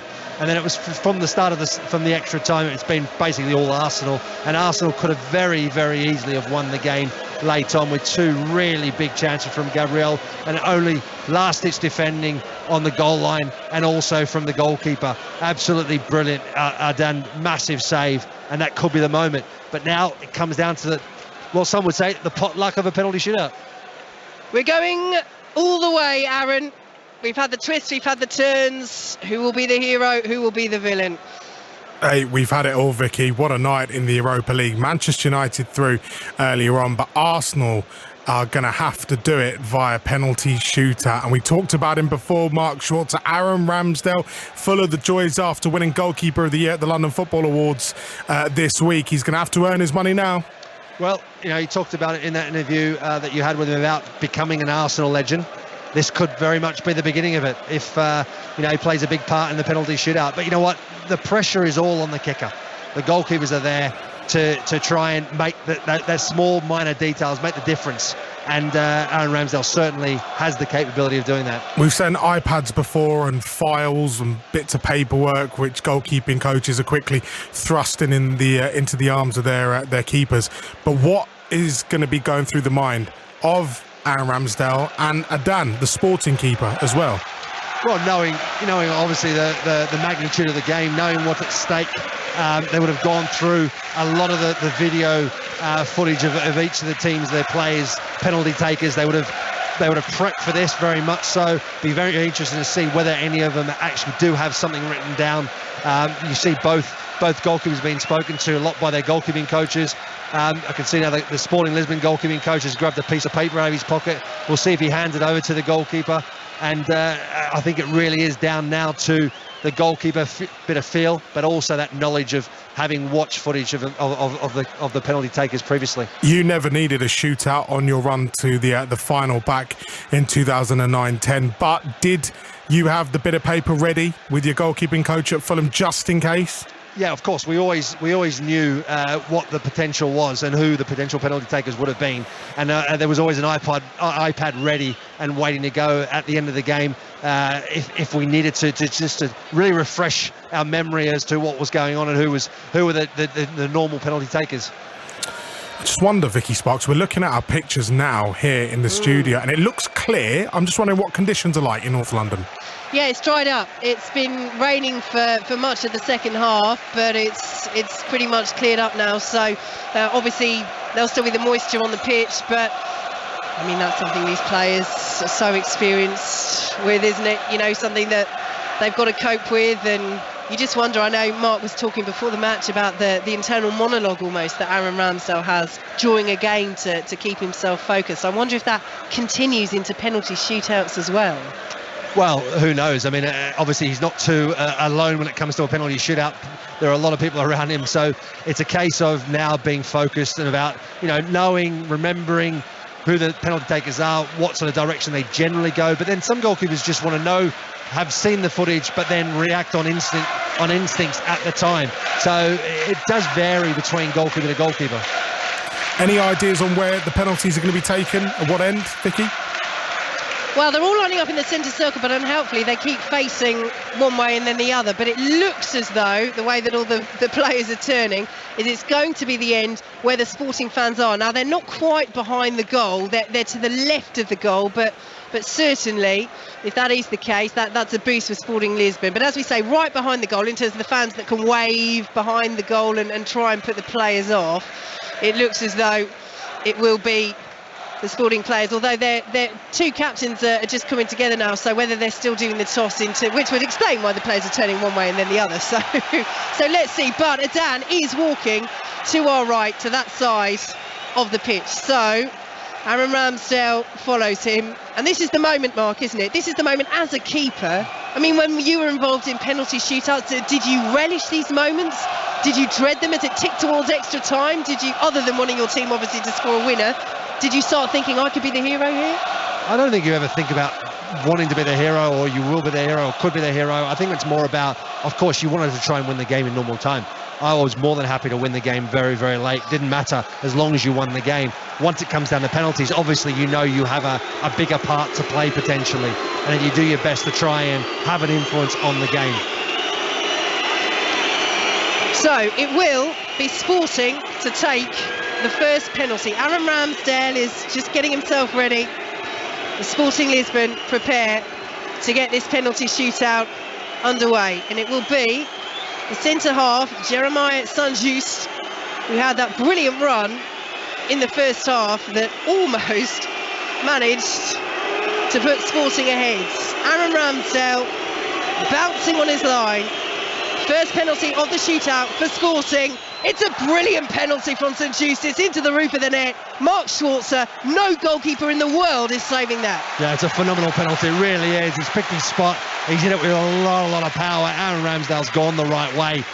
He's close, but with that power and that pace and the direction, it was very, very difficult and too good. Speaking of too good, this man has been too good since coming on. Martin Ødegaard, the captain who galvanised Arsenal, but to no avail in terms of scoring in extra time. Takes the responsibility of Arsenal's first penalty up against Antonio Adan, who's made some outstanding saves this evening. It's Ødegaard for Arsenal. It's cool. Adan goes the wrong way. Big punch of the air from Martin Ødegaard, and he waves both arms and he says to the Emirates, raise the noise once more, because it's 1-1 in the penalty shootout. Yeah, he just oozes confidence, doesn't he, Ødegaard, when he steps up there. Never looked like a doubt in his mind that he was going to miss that. Very cool, very calm. Like you said, sends the keeper the wrong way, and it slots it into the left-hand side of the goal with ease. So the second penalty for Sporting will be taken by Ricardo Esgaio. It's a short run-up. Ramsdale's bouncing on his line. It's Esgaio. It's a great penalty into the top corner. Right-hand side. 2 out of 2 penalties for Sporting. They lead Arsenal 2-1. Arsenal have taken 1 fewer penalty. Yeah, you can see clearly Aaron Ramsdale, he wanted to wait. He didn't go early. He waited he standing up on his feet, and he waited for the shot. And it was just too much power, and it wasn't far from it at all, but it just hit it with such force. So here comes Bukayo Saka. Every single Arsenal fan in this stadium willing this time for there to be success from the penalty spot for this man. It's Saka up against Adan. Short run up from Saka, and he rolls it coolly into the bottom right-hand corner. Adan went the wrong way, and there's joy and there's relief for Bukayo Saka and Arsenal. It's 2-2 in the penalty shootout. Yeah, very good goal, very well taken penalty from Saka there. He does a couple of quick movements with his feet before he runs up to the ball, and as he does it, he just whips it into that right-hand side of the goal, keeper the other way. Very cool, very calm. So now the centre-half, Gonçalo Inácio, steps forward for Sporting. 2 out of 2 penalties for both sides so far. Inácio, and Ramsdale almost saves it. He gets a big 2 hands to it, but the power from Inácio takes it into the net. And I tell you what, Mark Schwarzer, the entirety of the Emirates thought that one wasn't going in. Yeah, look, I thought he saved it as well. He's just gone down a little bit too early. He's just not sprung high enough in the direction of the height of the ball. He's just let himself fall. Not enough of a push off from Ramsdale. He's guessed it right. He's done everything right except that final bit of execution. Well, he's grinning, Aaron Ramsdale, as he hands the ball to Leandro Trossard. But that's it. As a keeper, it's gone. You've got to focus on the next one. And Trossard has to focus on this for Arsenal. This to level the penalty shootout up at 3-3. Trossard looks to the heavens. Adan stands motionless. It's Trossard. Oh, and Adan got something on it, but it squirms past his grasp.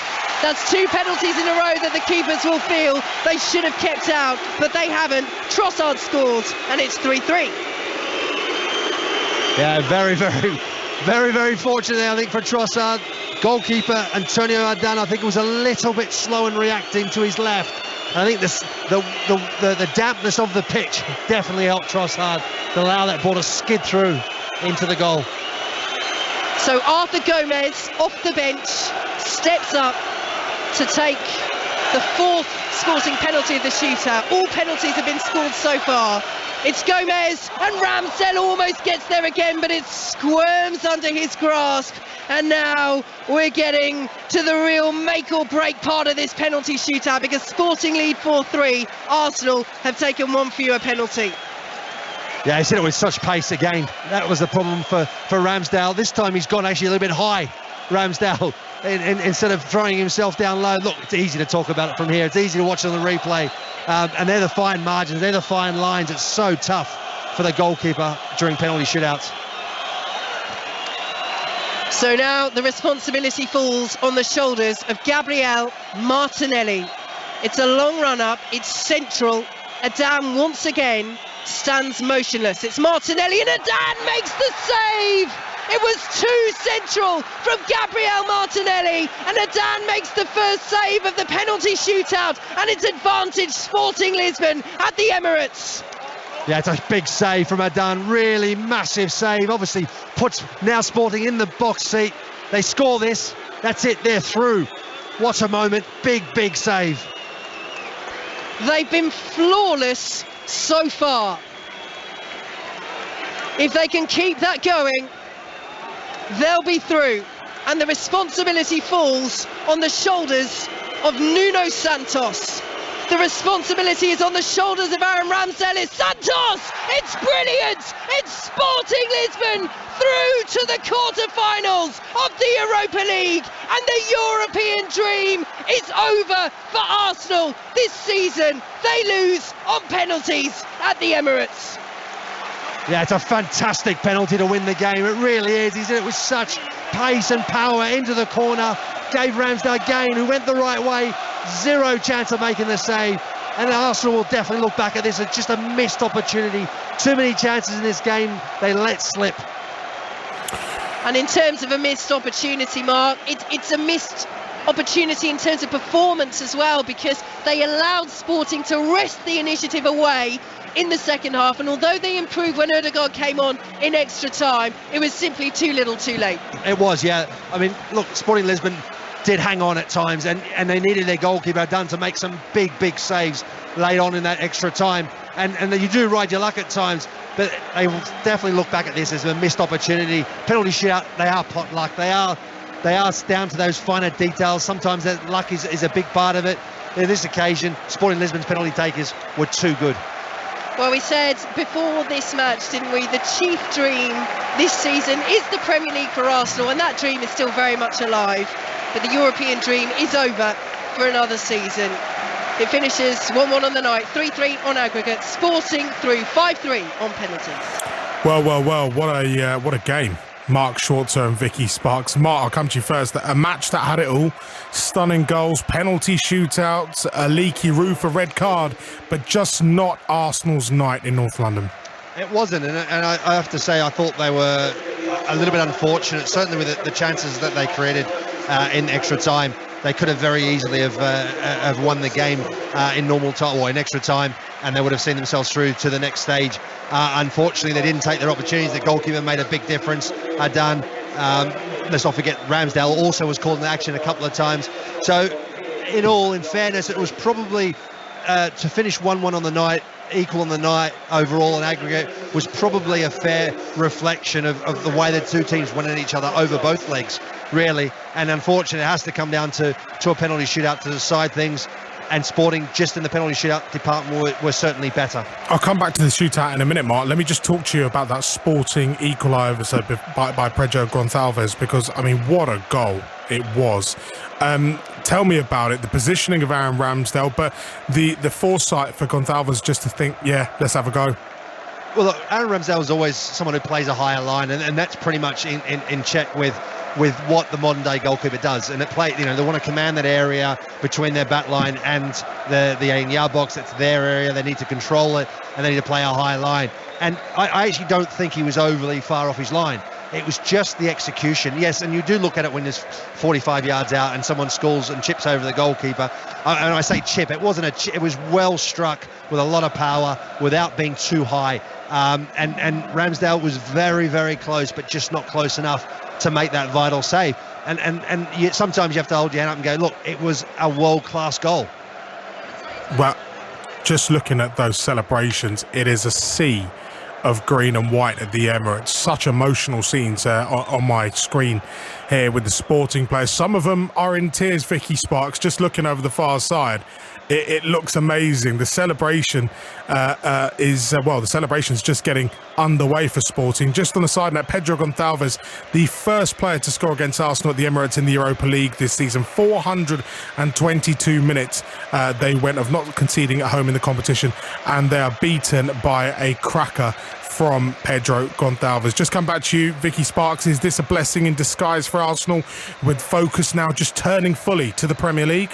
I don't think they'll see it like that at the moment, but in the big scheme of things, it is objectively, yes, it could help them, but then going through could help them, I think, as well, particularly if you do it on penalties. He had to bring the players on. Yes, they wouldn't have wanted extra time. It's more minutes for players that you want to give a bit of a rest, but I'm not sure the Europa League is what's going to decide Arsenal's title push. If they get through and they've got through to the quarterfinals and then the semi-finals and the final, that generates its own momentum.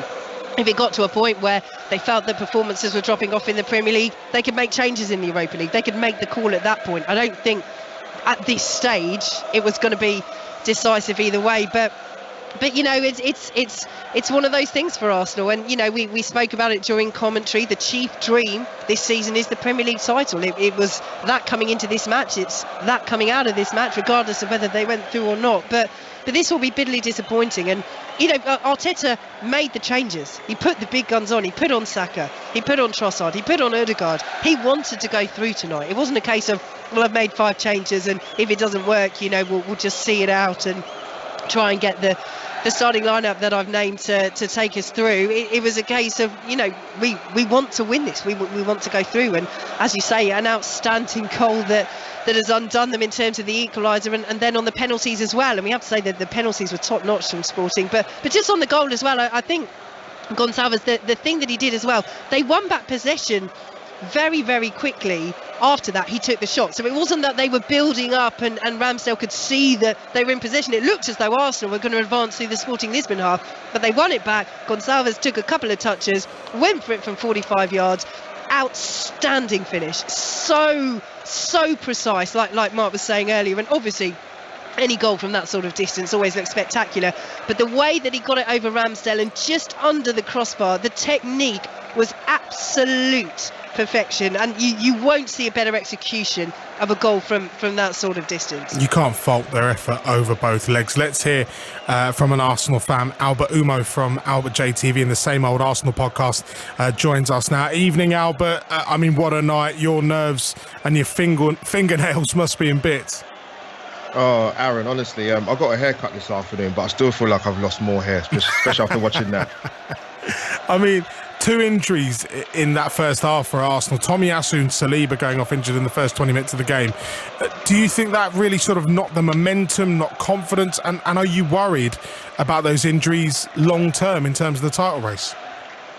Yeah, that was a massive disabler, to be honest with you. Getting 2 injuries in the space of 20 minutes, particularly from a defensive point of view. We'll have to see in terms of assessment how serious the injuries are. We saw Saliba come back out onto the bench, so hopefully it's not as serious. But I think it was a mixture of the first and the second leg where we did make a lot of changes, enforced or not enforced. And you saw in passages of play with Arsenal, we just didn't seem to get a lot of cohesive patterns of play. And I think that was the issue over both legs, to be honest. Crystal Palace to come at the weekend. I mean, you could have really done without extra time, couldn't you? Absolutely. If you win the game, then, you know, it gives you a bit more confidence going into the game. Yes, you might have a few tired legs, but losing the game the way we did, it's a bit of pill to swallow tonight, but a massive game on Sunday. Palace's form is wretched in terms of goals away from home. I think they scored 9. They're not in a good run of form, and hopefully Arsenal can dust themselves off very quickly and get back to winning ways to go 6 in a row in the Premier League. Yeah, you don't want an old Arsenal legend to come back and just spoil the party, do you? Talking about the party, what's the priority for you? Surely Premier League over Europa League. I mean, what was it for you before the game? Was Europa League still a thing for you? Did you want to go far in it? And where are you with it now? For me, personally speaking, I'm 21 plus VAT, so I'm lucky enough to see Arsenal win an European trophy back in 1994. And I'm greedy. Like, Arsenal set high standards over many, many years. You know, winning trophies and setting the standards. But it's easy to say now in hindsight. But as you might have mentioned before, it might be a blessing in disguise. But from a selfish point of view, I think Arsenal could have done both with the amount of games left this season. But as you can tell, you know, all it takes is 1 or 2 injuries, and you're looking at the squad thinking, you know what, this might be a blessing in disguise. I just want to get the thoughts of Mark Schwarzer on Gabriel Jesus starting his first match for Arsenal since being out with an injury since the World Cup. He played 45 minutes. Mark, how did he look? I think he had moments where he looked very, very sharp, but he kind of came in and out of the game, partly because of the way the game flowed a bit. But I think, you know, he clearly looks like a player that has been out with injury and is still trying to find his rhythm and finding that game time. Albert, thanks for joining us. Appreciate your time this evening. That's Albert Umo from Albert JTV in the Same Old Arsenal podcast with us. Just your final thoughts on Arsenal, Mark, going forward. Crystal Palace at the weekend. Some would say it's a potential banana skin with them having not won since New Year's Eve. Others will be looking at it and thinking, hey, if we can bag a few, we can just sort of get things back on the rails almost immediately? Yeah, look, I think every game between now and the end of the season is a potential banana skin for Arsenal at the top of the table, as it is with Manchester City. You know, I think with any of the teams, they're all tough games. Yes, Palace have struggled this year. They haven't won a game this year in the Premier League. That's a big concern for them. They need to try and win games as soon as possible. For Arsenal, it's about continuing momentum. Obviously, today is a setback, or tonight is a setback, but their main focus now just turns fully to the Premier League and trying to win the title. So look, I'm confident with the squad that they've got. So long as the injuries are not too bad, there's not too many more injuries along the way, I still feel that Arsenal have too much for Crystal Palace this weekend. Mark, Vicky, thank you so much for an exhilarating evening of football. We brought you